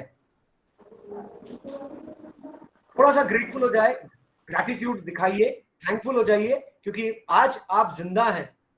आप रात को सो के उठे, आपको कोई आइडिया नहीं थी कि आज हम लोग मिलेंगे, मगर थैंक यू बोलिए ऊपर वाले को, अपने घर वालों को गले लगाइए और कहिए कि आज जिंदा है तो थैंक यू बोलिए। कम से कम 2-3 लोगों को डेली बोलिए। आदत लग जाएगी ग्रेटिफिकेशन की। ग्रैटिट्यूड आपको और नीचे लेके आता है, जमीन से जोड़ता है। ये 10 चीजों में से ये मेरे लिए मोस्ट इंपॉर्टेंट लगा है। अब आप आगे क्या करेंगे ये आपने करना चाहिए। ग्रेटेस्ट गिफ्ट है एक दूसरे को देने का और मॉडेस्टी दिखाने का, हम्बल रहने का, most important. There is no happiness in life not lived for loved ones. अगर आप अपने चहेतों के लिए कुछ नहीं कर रहे हैं, उनके लिए नहीं जी रहे हैं और आप स्वयं जी रहे हैं, तो आप सेल्फिश है। मे बी सेल्फिश इन, अगर प्रोफेशनल एनवायरनमेंट में आएंगे तो आपको प्रोफेशनल कहलाएंगे, वहां भी नहीं चलेगी आपकी लाइफ ज्यादा। पर्सनल प्रोफेशनल लाइफ में आप जुड़ के रहिए, इंटरकनेक्टेड रहिए, right? Dependent, independent and interdependence is the key word. If you want to be happy, be interdependent. We are social animal. Think of this in a wider spectrum. Now, I've almost come to my fag end of the slide. This is perhaps the best time to sit beside yourself. अपने पास बैठिए, अपने आप में झांकिए, अंदर में आपको कोई ना कोई एक ऐसा व्यक्ति मिलेगा जो शायद बहुत कुछ बोलना चाहता है, करना चाहता है, लेकिन शायद वो उसकी दिशा भटक गई है। पेंडेमिक ने हमें बताया है कि अपने आप को मौका दे और अपने आप से बात करें। Have that long pending chat with the most ignored person in your life, and what you see in front of the mirror, it is you. Perhaps it's time to count your blessings. आपने अच्छा भी किया है बहुत कुछ, उस अच्छाई को लेके आगे बढ़िए। It is perhaps time to renew some of those crazy promises जो आपने आप से किया होगा कि मैं वर्ल्ड घूमना चाहता हूँ। That a young you made to yourself. Please do it. As our economy is going into a reset, yes, ये reset है बॉस। हम कैसे हमारे फोन को वापस से रीस्टार्ट करते हैं, रीबूटिंग जिसे कहते हैं, वो क्यों करते हैं हम? क्योंकि हमारा कनेक्शन कभी ऑप्टिमम नहीं रहता है। कभी कभी हमारे पास कुछ एप्स काम नहीं कर रहे होते, एक रिबूट कीजिए फट से चालू हो जाता है। ये इकोनॉमी रीसेट की तरफ जा रही है और रीसेट हो रही है, थोड़ा संयम बांधिए। वो 10 चीज जो मैंने कही है, वो 10 चीज पे गौर कीजिएगा। मेरा मानना है कि आप यकीनन अच्छे उभर कर आएंगे। Perhaps it is time you all also to reset your own life, reboot your life. Last में एक स्लाइड है जो मैं पर्पसफुली डाल के आपको समझाना चाहता हूं। ये मौका, ये समय सबसे कठिन है। Tough time create strong man. ये मुश्किल समय है, सबसे मजबूत लोग यहीं से उभर कर आएंगे। Strong man creates easy time. आप लोग हैं आने वाले पीढ़ी के लिए आसान वक्त देंगे। Easy times create weak man, यानी इसके बाद वाली पीढ़ी जिनको आसान मिल जाएगी चीजें, वो शायद कमजोर लोगों को पैदा करेंगे, कमजोर लोगों को बनाएंगे, और लोग कमजोर रहेंगे तो वो अगेन फाइट करेंगे एक मजबूत समय का, टफ टाइम का। और ये साइक्लिक है। ये शायद बात आप इस मंच से अगर सुन रहे हैं तो आप समझ जाइए कि हम सबको मेहनत करना है। There can not be a smart work without initially starting with the hard work. So my appeal to you all is, please start today and maybe start hard way. Thank you. Not before putting my credential on screen. मेरा नाम मनीष नायर है, मैं LinkedIn में हूं, मैं YouTube में prof.manish nair के नाम से हूं, जहां पर मैंने कम से कम 480 वीडियोस डाल दिए हैं। और सबसे ज्यादा हिंदुस्तान या फिर वर्ल्ड में अगर आप देखेंगे तो ये एकमात्र चैनल है जो ज्ञान की बात करता है, ज्ञान स्किल सेट्स की बात करता है। और स्किल सेट्स वो जो आपके काम आएंगे, आज नहीं तो कल, मगर सीखेंगे जितने जल्दी उतने ज्यादा काम आएंगे। जी हाँ, मैं कोरा में भी हूं। ये वो प्लेटफॉर्म है जहां पर दुनिया भर के लोग आते हैं, ज्ञान का प्रचार प्रसार होता है। और हाँ, ये मेरा ईमेल आईडी है, यदि आप चाहे तो मेरे से कभी भी आप कनेक्ट कर सकते हैं। और मेरा एकमात्र नंबर, मेरी एक फैमिली है और मेरा एक नंबर है, ये व्हाट्सएप भी है और ये मेरा।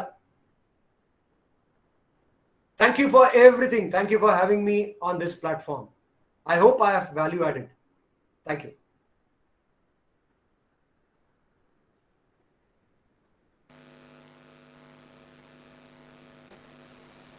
Thank you so much, sir. That was really very awakening. बहुत सारी बातें आपने बताई है, and I'm sure कि जो students join हुए हैं वो सभी relate कर पा रहे हैं इन चीज़ों से। एक stressful situation. हाँ sir, let me ask the question. The question, I'm reciting it again. It was, what is the benefit of being mindful? And I am meeting myself. You answer, then I'll ask another question. Okay? Sure. Thank you. Appreciate it. Yeah, Shruti, I was just trying to answer your question. See, being mindful is live in the moment and live in the breath. अभी जो है वो क्या है, हम लोग अक्सर, जैसे आपका एक्सपीरियंस आएगा तो आप समझ जाएंगे कि मैं क्या कह रहा हूं।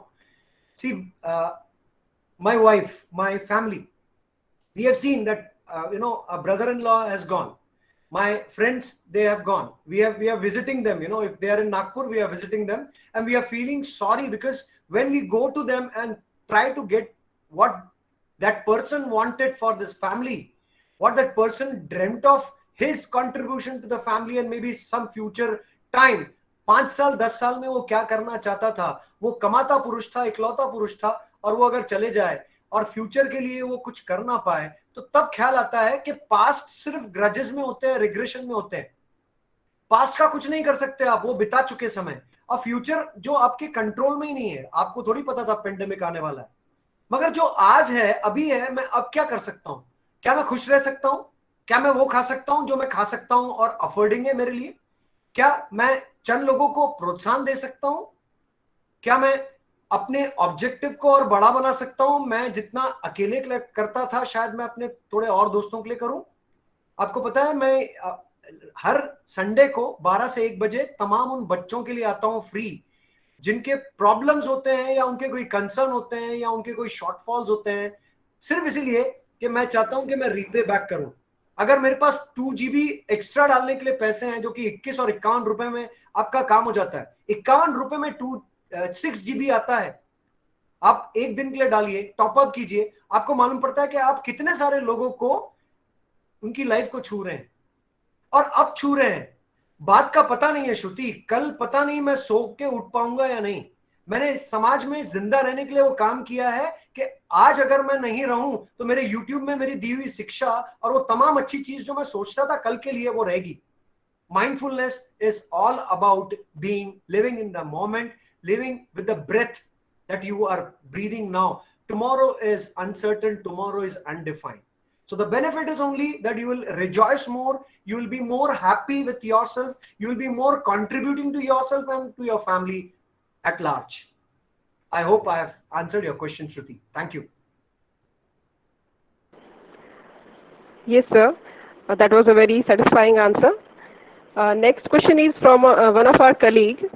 His question is, in group work, some are not making responses, or some people are not active when we are doing a teamwork. How can we make them more involved in that task? Okay, I've got it. Now, we are talking about personality trait and characteristics. अगर मैं आपको बोलूं कि आप अकेले ऐसे नहीं है जो यूनिक है, हम में से जितने लोग हैं वो यूनिक है. अब फॉर एग्जांपल, मैं जहां काम करता हूं वहां पर एक सड़ू है, एक अकड़ू है, एक खड़ूस है, एक घमंडी है, एक ज्यादा बोलता है, कम बोलता है, एक उम्र में बड़ा है, एक उम्र में छोटा है, एक बच्चा है जो जस्ट अभी 20-21 साल का है. अब ऐसे लोगों के साथ काम कर रहा हूं तो मेरी भावना ये बहुत क्लियर होनी चाहिए कि मैं एक टीम में प्लेयर बन सकता क्या. टीम प्लेयर का मतलब यह है कि वो जैसे है उनको सुधारिए मत. इन्वॉल्व करने का एक ही मकसद है और एक ही मतलब है. क्या कर सकते हैं आप इन्वॉल्व करना शुरू कर दीजिए सबको. आप जाइए पर्सनली, अपने ईगो को बाजू रखिए अगर ईगो है तो, और ईगो नहीं है तो सीखने का, एक बच्चा जैसे सीखता है उस तरह से जाइए और पूछिए. 4 साल के बच्चे को 400 सवाल पूछने आते थे, अब आप सब बड़े हो गए तो आप सवाल नहीं पूछते हैं. क्यूरियोसिटी, अपनी जिज्ञासा को मरने मत दे, उसे प्लीज समझिए और समझने की कोशिश कीजिए कि आपको तरह तरह के लोग मिलेंगे और वो है, ऐसा ही है, खड़ू सड़ू अकड़ू सब मिलेंगे, मगर आपको उनको पर्सनल नहीं लेना है, उनकी बातें अंदर नहीं लेनी है. आपको बॉटम लाइन, नौकरी कर रहे हैं तो बॉटम लाइन क्या है? एक प्रोजेक्ट पे काम कर रहे हैं, एक काम करना है पूरा, एक क्लास लेनी है, एक सिलेबस बनाना है, एक सेशन को पूरी आकार देना है और उसके आउटकम को, ऑब्जेक्टिव और आउटकम को डिफाइन कीजिए. लोगों को इन्वॉल्व कीजिए, उनको सवाल पूछिए कि सर मैं आपसे ये पूछना चाहता हूं क्योंकि आप मेरे लिए ये मान्यता रखते हैं कि यदि आप इसका कुछ आपके एक्सपीरियंस से, आपके नॉलेज से, आपके सोच से अगर आप कुछ बताएं तो मेरे लिए बहुत बड़ी बात हो जाएगी. इन्वॉल्व कीजिए, लोग आपको वैसे ही समझेंगे. और ये बहुत मुश्किल काम नहीं है साहब. अगर आपको कमराडरी बतानी है, टीम प्लेयर सबसे बड़ा एक स्किल सेट है जो हम सब में रहता है. और एक बात, यदि आप अकेले रह रहे हैं तो मेरे ख्याल से आपने बहुत जल्दी एक गेम खेलना शुरू करना चाहिए, स्पोर्ट्स खेलना चाहिए. स्पोर्ट्स में 2 चीज सीखने को मिलती है, एक है आप हाउ टू गेट डिसिप्लिन और दूसरा how to be a team player. Cricket में खेलते वक्त हमेशा बैट बल्ला उठाएंगे ऐसा नहीं है, आपको बॉलिंग भी करनी पड़ेगी, आपको फील्डिंग भी करनी पड़ेगी, हार का स्वाद भी चखना पड़ेगा. हर वक्त आप जीत नहीं सकते साहब. तो सिचुएशनल लीडरशिप को पहचानिए सिचुएशनल ट्रायम्फ को पहचानिए, सिचुएशनल लॉस को पहचानिए, और ये समझिए कि आप बहुत साधारण व्यक्ति है और एक सामान्य व्यक्ति को हार जीत और टीम में रहना कितना अनिवार्य है, वो स्पिरिट को मानिए। इसलिए एक स्पोर्ट जरूर कीजिए और लोगों को इन्वॉल्व कीजिए। आई एम वेरी श्योर आप समझ जाएंगे कि किसी को बदला नहीं जा सकता, पर किसी के साथ बड़े आसानी से काम किया जा सकता है। Thank you. Thank you, sir. Sir, before having another question, I just want to ask, you are not having any time constraint or commitment at this moment? Because we have already going out of stretch now. No problem, ma'am. It's not a problem for you? As long as you are there, I am there. Okay, sir. Okay, thank you so much. Next question is, the mindfulness that we are talking about, can it be measured in some sense? Can it be measured in? In any sense? Can you say someone is having a higher extent of mindfulness or somebody lacks mindfulness? Yes, you can. I think there is not a definite tool now, but I think I can give you, my research says that, see, people operate on different level and degrees. For example, on a scale of 1:10, there are people who come to terms very easily. For example, यदि किसी ने कुछ, अब jealousy एक ऐसी चीज है जो कभी भी आ सकती है, आपके काम करते वक्त होती है। किसी ने अच्छा कर दिया, आपको अच्छा लगना चाहिए, आप अच्छा लगाइए, मगर सबके थ्रेशोल्ड जो होते हैं वो उतने नहीं होते हैं। तो आपको ये समझना होगा कि कुछ लोग होते हैं जो दूसरे की खुशी में बहुत जल्दी खुश हो जाते हैं, दूसरों से जेलसी नहीं करते हैं, ईर्ष्या नहीं करते हैं, घमंडी नहीं होते हैं, अकड़ू नहीं होते हैं। और माइंडफुलनेस का मतलब यही है कि आप कम टू टर्म्स, अगर आप बहुत जल्दी समझ जाते हैं कि सिचुएशनल लीडरशिप होती है बॉस, इंटेलिजेंस आपकी धरोहर नहीं है, और मोस्ट इंपॉर्टेंट है आपको समझना होगा कि अलग अलग लोग अलग अलग काम अलग अलग ढंग से करते हैं, तो हर जगह पर सक्सेस आ सकते हैं, किसी से भी आ सकते हैं। आप सिर्फ वहां पर है तो सीखते रहिए, क्योंकि एक ही चीज है जो आप कर सकते हैं, और वो है शामिल रह के, आंखें खोल के, सेंसेस खोल के। You can only be part of that project or work. You just need to be, simple, apply your brains, be open minded and always have this as open. मेरा बॉस हमेशा कहते हैं कि आपके जेब में अगर चीजें भरी रहेंगी और मैं कुछ दूं तो आप शायद कुछ कैरी नहीं कर पाएंगे। उसी तरह माइंड में भी है। माइंडफुलनेस का मतलब पूरा भरा हुआ नहीं होना चाहिए, उल्टा है। माइंडफुलनेस यानी ओपन माइंड, यानी एम्प्टी माइंड। बॉब पाइक कहते हैं, हमेशा कहते हैं कि एक चाइल्ड जो, एक एडल्ट जो होता है ना, वो चाइल्ड लाइक ही होता है। Only thing is grown up body, but एक बच्चे जैसा क्यों नहीं होता ये समझ में नहीं आता। तो बच्चा जो बहुत जल्दी किसी को हंसता हुआ देख के कैसे हंसता है, किसी के साथ अगर कुछ शेयर करना है तो कैसे मिल बांट के खाता है। आपको माइंडफुलनेस का रियल मीनिंग उस बच्चे से सीखना पड़ेगा जो साफ बताता है। Come to terms. 1:10 के स्केल में किसी का थ्रेशोल्ड शायद पूरा 10 होगा, वो बहुत जल्दी चढ़ जाते हैं। तो आपको अपने आप में काम करना पड़ेगा, है ना। कैसे आप स्थिरता ला सकते हैं, कैसे दूसरे की खुशियों में शामिल हो सकते हैं। हमेशा आप नहीं जीत सकते हैं, आपको हार का भी स्वाद चखना पड़ेगा। आप हमेशा लीडर नहीं बन सकते हैं, कभी फॉलोअर बन जाओ, कभी कंट्रीब्यूटर बन जाओ, कभी कोऑर्डिनेटर बन जाओ, कभी ट्रेजरर बन जाओ, कभी स्पॉन्सर लाने का काम कर लो, कभी रिसोर्स पर्सन लाने का काम कर लो। तो आप कुछ भी कर सकते हैं, लेकिन माइंडफुलनेस में डेफिनेटली डिग्री और लेवल होता है। आपको सिर्फ जागरूक आंखों से और आपके एक्सपीरियंस से, एनवायरनमेंट से और एजुकेशन से सीखना होता है। Thank you. Thank you, sir. Another question is from Vishal Wadhi. He says, how to be self-driven, as you said, when someone's losing hope. Okay. Now, this is something which doesn't have any science or a logic. Let me tell you that if you want to win all the time, it is bookish. You cannot win all the time, boss. Now, I've told you in my deliberation also that failure is a part of success. Failure is a part of success. Failure is not opposite of success. So let's say if you are trying, you have tasted failure. पहली बार आपने कुछ शुरू किया और आपने failure चखा। तो failure का मतलब क्या होता है? आपने गौर करना कि आपने प्रोसेस कौन सी, जाइए एनालाइज कीजिए पहले कि आपने प्रोसेस कौन सी ली, क्या अप्रोच था आपका, टेम्परामेंट क्या था, रिसोर्सेज क्या थे, उससे क्या सीखा। अगर गलती हुई तो हुई है साहब, मेरे से एडमिट करो। Be acceptance is the biggest thing. Accept करो पहले। दूसरा, यदि आपको लगता है कि आपने गलती की है तो एक फ्रेश स्टार्ट लीजिए, फ्रेश मार्क लीजिए और उसके साथ में आप नए अप्रोच के साथ फिर फेल होइए, कोई प्रॉब्लम नहीं है, मगर होप मत छोड़िए।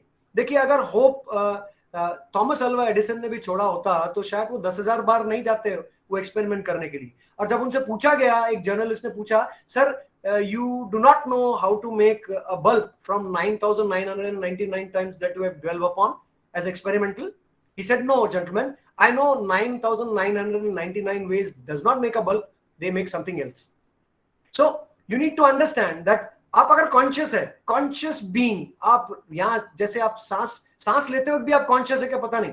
मैं तो बहुत लोगों को जानता हूं जो सांस भी ठीक से नहीं लेते हैं।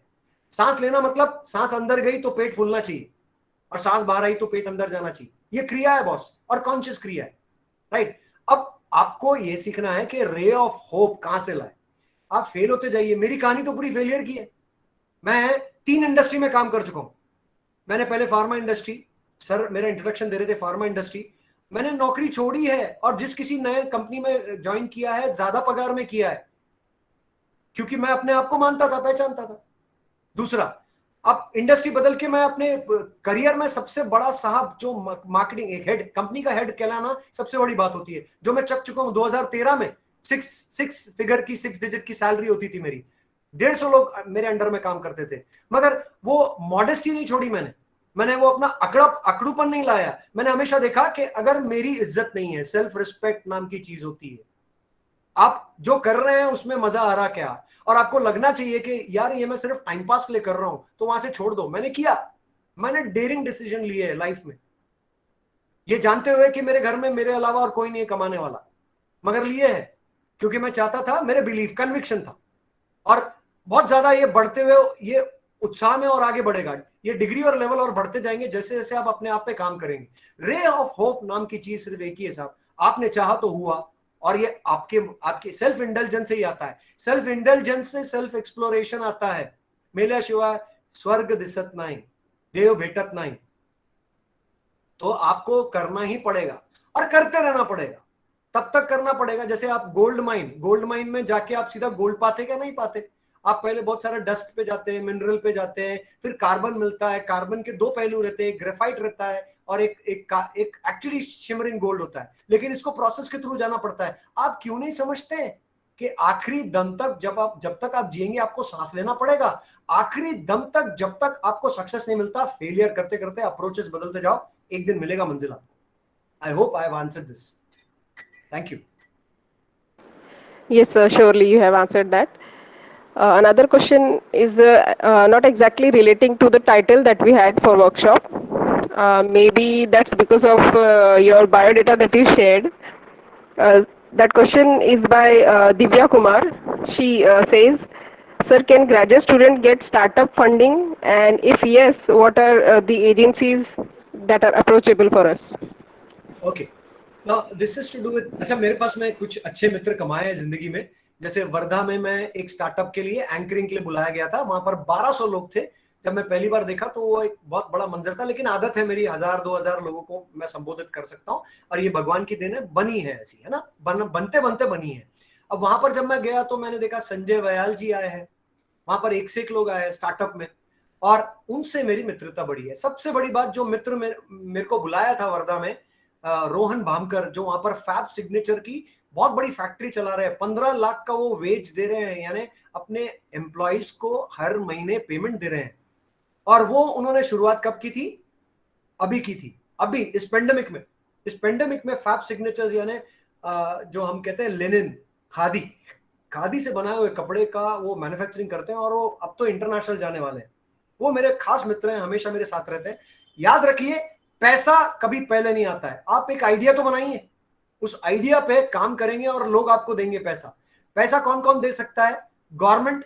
अब आप कहेंगे कि आप यूट्यूब में बहुत सारे मतलब वीडियोस देख चुके हैं जहां पर गवर्नमेंट कुछ मदद नहीं करता। ऐसा नहीं, गवर्नमेंट मदद नहीं करता क्योंकि गवर्नमेंट को वो आइडिया अच्छा नहीं लगता। अब आइडिया उसको फुल प्रूफ बनाइए, प्रोजेक्ट बनाइए। जैसे यवतमाल में एक मेरा बच्चा है, इलेक्ट्रिकल ETC का एक बच्चा है, वहां इकलौता बच्चा है वो अपने माँ बाप का, और उसके पास में 25 एकड़ है। अब एक दिन कॉल करके बोलता है, सर इंजीनियरिंग होगी, अब क्या करूं? मैंने क्यों, क्या किया तू? वो कर, उसने कहा सर एरोनॉटिक्स में मेरे को इलेक्ट्रॉनिक्स टेलीकम्युनिकेशंस की एप्लीकेशन बहुत पसंद है। मैं बोला एरोनॉटिक का फिर तेरे को कुछ करना पड़ेगा। वो कहता है कि सर वो उसके लिए पता नहीं सर, मेरे को समय लगेगा। मैंने बोला फिर करना क्या चाहता लाइफ में? बोले सर सिंपल है, मैं अपने माँ बाप को खुश रखना चाहता हूँ और अपने लिए कुछ करना चाहता हूँ। 25 एकड़ है मेरे पास। मैंने बोला फिर यार इससे बड़ी बात क्या है? यवतमाल में जिस जिस प्रांत का ये है, उस जगह में लेबर बहुत चीप है। और मैंने इससे सिर्फ एक ही चीज कही कि परिवार में कोई ऐसा है जो एग्रीकल्चरल सीड्स या ऐसी कोई कंपनी को जानता है? बोले है ना सर। मैंने बोला मैं एक सिंजेंटा नाम की कंपनी को जानता हूँ। बोले सर बिल्कुल है, मेरे मामा ही है, वर्धा के हेड है। मैं बोला बेवकूफ कर क्या रहा है, मामा से बात कर और वो कंपनी के किसी बॉस से फोन पे बात करके बोल कि सर मैं यवतमाल में बैठा हूँ, 25 एकड़ है, मेरे मित्र का भी 25 एकड़ है, 50 एकड़ देता हूँ, कोई पायलट प्रोजेक्ट रन करते हैं, यहाँ लेबर चीप है, बताइए क्या करना है? आप कब आएंगे मेरे से मुलाकात करेंगे? मैं कुछ सोचता हूँ, आप कुछ सोचिए, आइए कुछ मिलकर करते हैं। कंपनियों के पास में फंड्स होते हैं, आप बड़ी बड़ी कंपनियों को अप्रोच कर सकते हैं। गूगल क्या करता है, आपके आइडिया लेता है, प्रोडक्ट वहां बनाता है और मार्केट में देता है, आपको करोड़ों रुपए देता है। आप जितने भी ये बड़े बड़े लोग हैं ना, उनकी सबकी सैलरी बाजू कर दो और आप सुंदर पिचाई जी की सैलरी बाजू कर दो, ये तब भी पहुंच नहीं पाते मिला के। सुंदर पिचाई जी इतना कमाते हैं, 125 करोड़ के ऊपर में उनकी सैलरी है। आपको मालूम है ना ये बात? अभी क्यों है? क्योंकि आइडिया, बॉस जीपीएस बनाया उस आदमी ने। Idea will give you fund, you should not talk about fund first. सोचो तो कि कंज्यूमरिज्म, ये मार्केट पूरा कंज्यूमरिज्म है, ये मार्केट पूरा ऑनलाइन में जा रहा है, तो ऐसे क्या चीज है जो सरकारी तरकारी के अलावा भी चलती है? सोचो, पेट्रोल की बाइक अभी नहीं आने वाली है, कौन सा ईंधन है जो मैं अपने गाड़ी में डाल सकता हूं और वो मैं बेच सकता हूं, जिससे पैसे कमा सकता हूं? क्या मैं अभी बहुत सारे इलेक्ट्रॉनिक्स व्हीकल आएगी, इलेक्ट्रिकल व्हीकल्स आएंगी, तो क्या मैं अपना एक काउंटर बना सकता हूं अपने घर पे, वो एक कंसोल बना सकता हूं जिसपे लोग आके रिचार्ज करें? अगर ऐसा कुछ आप सोच सकते हैं तो सोच पहले आती है। So idea that builds your business. पैसे बाद में आते हैं, और पैसे आपको बहुत सारे कॉर्पोरेट लोग देंगे, गवर्नमेंट भी देगा, एसएमईज तो देते हैं, और डेफिनेटली मदद करूंगा। और कुछ नहीं तो मैं संजय वयाल जी से और रोहन बामकर जी से, और भी कुछ मित्र हैं मेरे जो जो एंटरप्रेन्योर बने हैं, यूएस से पढ़ के इंडिया आए हैं, उनके पास में फंड्स है, वो फंड्स आपको देने को तैयार है, प्रोवाइडेड एक आइडिया तो बनाइए। जिस दिन एक आइडिया बनाए तो शेयर कीजिएगा, मैं उनका आपको नंबर दूंगा, बात कर लीजिए, आगे बढ़ जाइए। राइट? वैसे वर्धा में एक स्टार्टअप का एक कंपनी है, और वो कंपनी मैं मैडम पूनम मैम को डेफिनेटली बताऊंगा, उनके नंबर भी मैं मैडम के साथ शेयर कर दूंगा, इनकेस किसी को चाहिए होगा तो आप definitely you can proceed. Right? Right, thank you. Anything else? Yes, sir. Two more questions are there. If you Yeah, please. say, I may ask. Well, thanks for that answer. That was really useful. Another question is from Parishil. She says, when we dream something big, that is not even seeming like we will fulfill it someday, but society from the very early period start underestimating us. They don't believe us that we are even able to do such thing. So how can we stay mindful and calm in that situation when nobody is believing us? Okay, do you want the society to believe? क्या आप लोगों को बताते हैं आप क्या खा रहे घर में? क्या आप लोगों को बताते हैं आपके पास चादर कौन सी है ओढ़ने के, पहनने के लिए? कपड़े दिखाई देते हैं सब, मगर आप सिर्फ, अगर ये आपकी बिलीफ सिस्टम है तो कहीं ना कहीं वैल्यू सिस्टम में एक प्रॉब्लम है। आप दूसरों की मत सोचो, वो काम मत करो जो दुनिया करने वाली है, वो आप मत करो उनके लिए। वो क्या सोचेगा, वो चार लोग क्या कहेंगे, है ना? अरे ये तो ऐसा है कि दुनिया का सबसे बड़ा रोग क्या कहेंगे लोग। आप लोगों की बात, आप अपना क्या, कैसे कंट्रोल है अपना अपने आपके खुद के लिए? How, you know, what do you think of yourself? What is your agenda for life? What is your long term and short term goal? What is that you want to do today, now, and maybe keep doing it for entire life? I think these are all things which you have a control and you can do it. Now, as soon as you start thinking of the world outside, then you are not living your own life. You want to live a false life which maybe is good to look but not good to go. तो दूसरों को प्रभाव करने के लिए जी रहे हैं तो फिर तो बॉस आप गलत जी रहे हैं। I am extremely sorry to say this. हो सकता है कि आप थोड़े हर्ट हो जाए, मगर दुनिया की चिंता आप क्यों कर रहे हैं? क्या पेंडेमिक में कोई आपकी चिंता कर रहा था क्या? वही कर रहे थे जो आपके दोस्त थे, आपके परिवारजन है।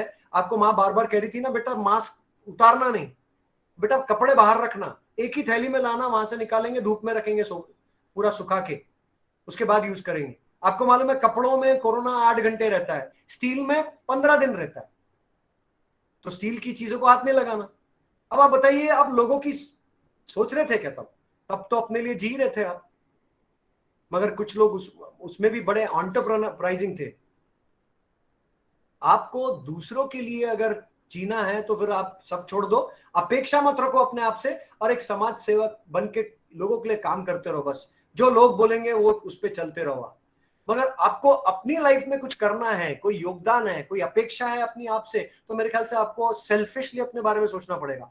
सेल्फिश होना प्रोफेशनल भी कहलाता है साहब। Now you need to understand that what is your life, is it important to you? If it is important, then you should have a certain control on it. You should be doing something significant. You should be repaying back to your family. The family has incurred a lot of expenses, time, energy, effort in bringing you up, and there's some kind of morality which you need to repay back to them as well. So don't think much about अब दुनिया क्या कहेगी। ये दुनिया तो कुछ ना कुछ कहती रहेंगी। और आपको मालूम है, आपने संजू फिल्म में वो जो तीसरे गुरु है, वो कुछ तो लोग कहेंगे, लोगों का काम है कहना, कहने तो अच्छा करेंगे तो भी आपको बुरा बोलेंगे साहब। आपको बताता हूँ, ये वीडियो बनाता हूँ और मैं भेजता हूँ लोगों को, कितने लोग हैं, 1000 से ज्यादा लोग हैं मेरे लिस्ट में, मगर देखते कितने हैं, 100। क्योंकि बाकी लोगों को लग रहा है ना, देखो लोग सोचेंगे, ये भी सोचेंगे कि हाँ ये कैसे क्या अचानक से आ रहा है, बट आपको अचानक से फॉरेन से कॉल आता है और बोलते हैं gentleman you are doing a good job, now I want answer for this question. आपको खुशी लगती है कि आपको कोई इंटरनेशनल देख रहा है। आप जिसे गुरु मानते हैं वो अचानक आपको एक दिन व्हाट्सएप में कॉल मैसेज ड्रॉप करता है और कहता है कि you are doing a fantastic job, let me tell you that you will go miles. But when I say madam, even if I reach 50% of what you have done, I think I'll call myself, I'll get qualified to be successful. She said no, you'll go much more.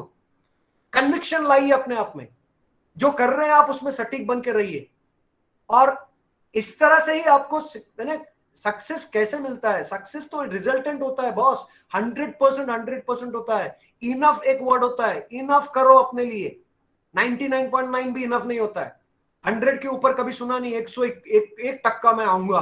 What do you mean by आऊंगा 101%? 101% doesn't exist, it's one of the arithmetic interpretation, but life is not arithmetic. 2 और 2 4 नहीं, 2 और 2 8 भी होता है बाबा। वो 8 की तरफ देखेंगे तो आप 2 और 2 अच्छा करेंगे। अच्छा हमेशा करो, प्रोसेस फोकस रहो, रिजल्ट तो बहुत अच्छा आएगा अगर प्रोसेस अच्छा रहेगा तो, right? Thank you. Thank you so much, sir. I'm sure Pari is well content with your answer. And you very rightly said that being slightly selfish is also a part and parcel of professionalism. And once again, I thank you and congratulate everyone that we met with this resource person. And for this reason, for this cause, we are together today for this much time. We shared thoughts which is very beneficial for all the attendees. Thank you so much, sir. Now I request Pratik Bezelwar, sir, to present the vote of thanks. Thank you, Chandil ma'am. Peace through mindfulness is the remedy over all the conflicts of this materialistic world. Dalai Lama, the great monk, once said, when you talk, you are repeating what you already know, but if you listen, you may learn something new. That's so true connection to today's enlightening session of Professor Manish Nair sir, who has been our guest of honor today. Very humble as a person, Mr. Nair has made it so easy to understand for our staff, students, other participants that mindfulness is an important psychological aspect today.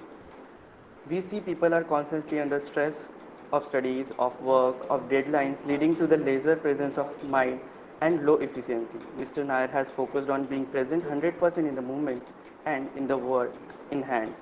We are so obliged to have you and look forward to nurture this collaboration in the coming years also. Wish you a greater achievement and congratulations for your present endeavors. Thank you once again for taking time out and being with us.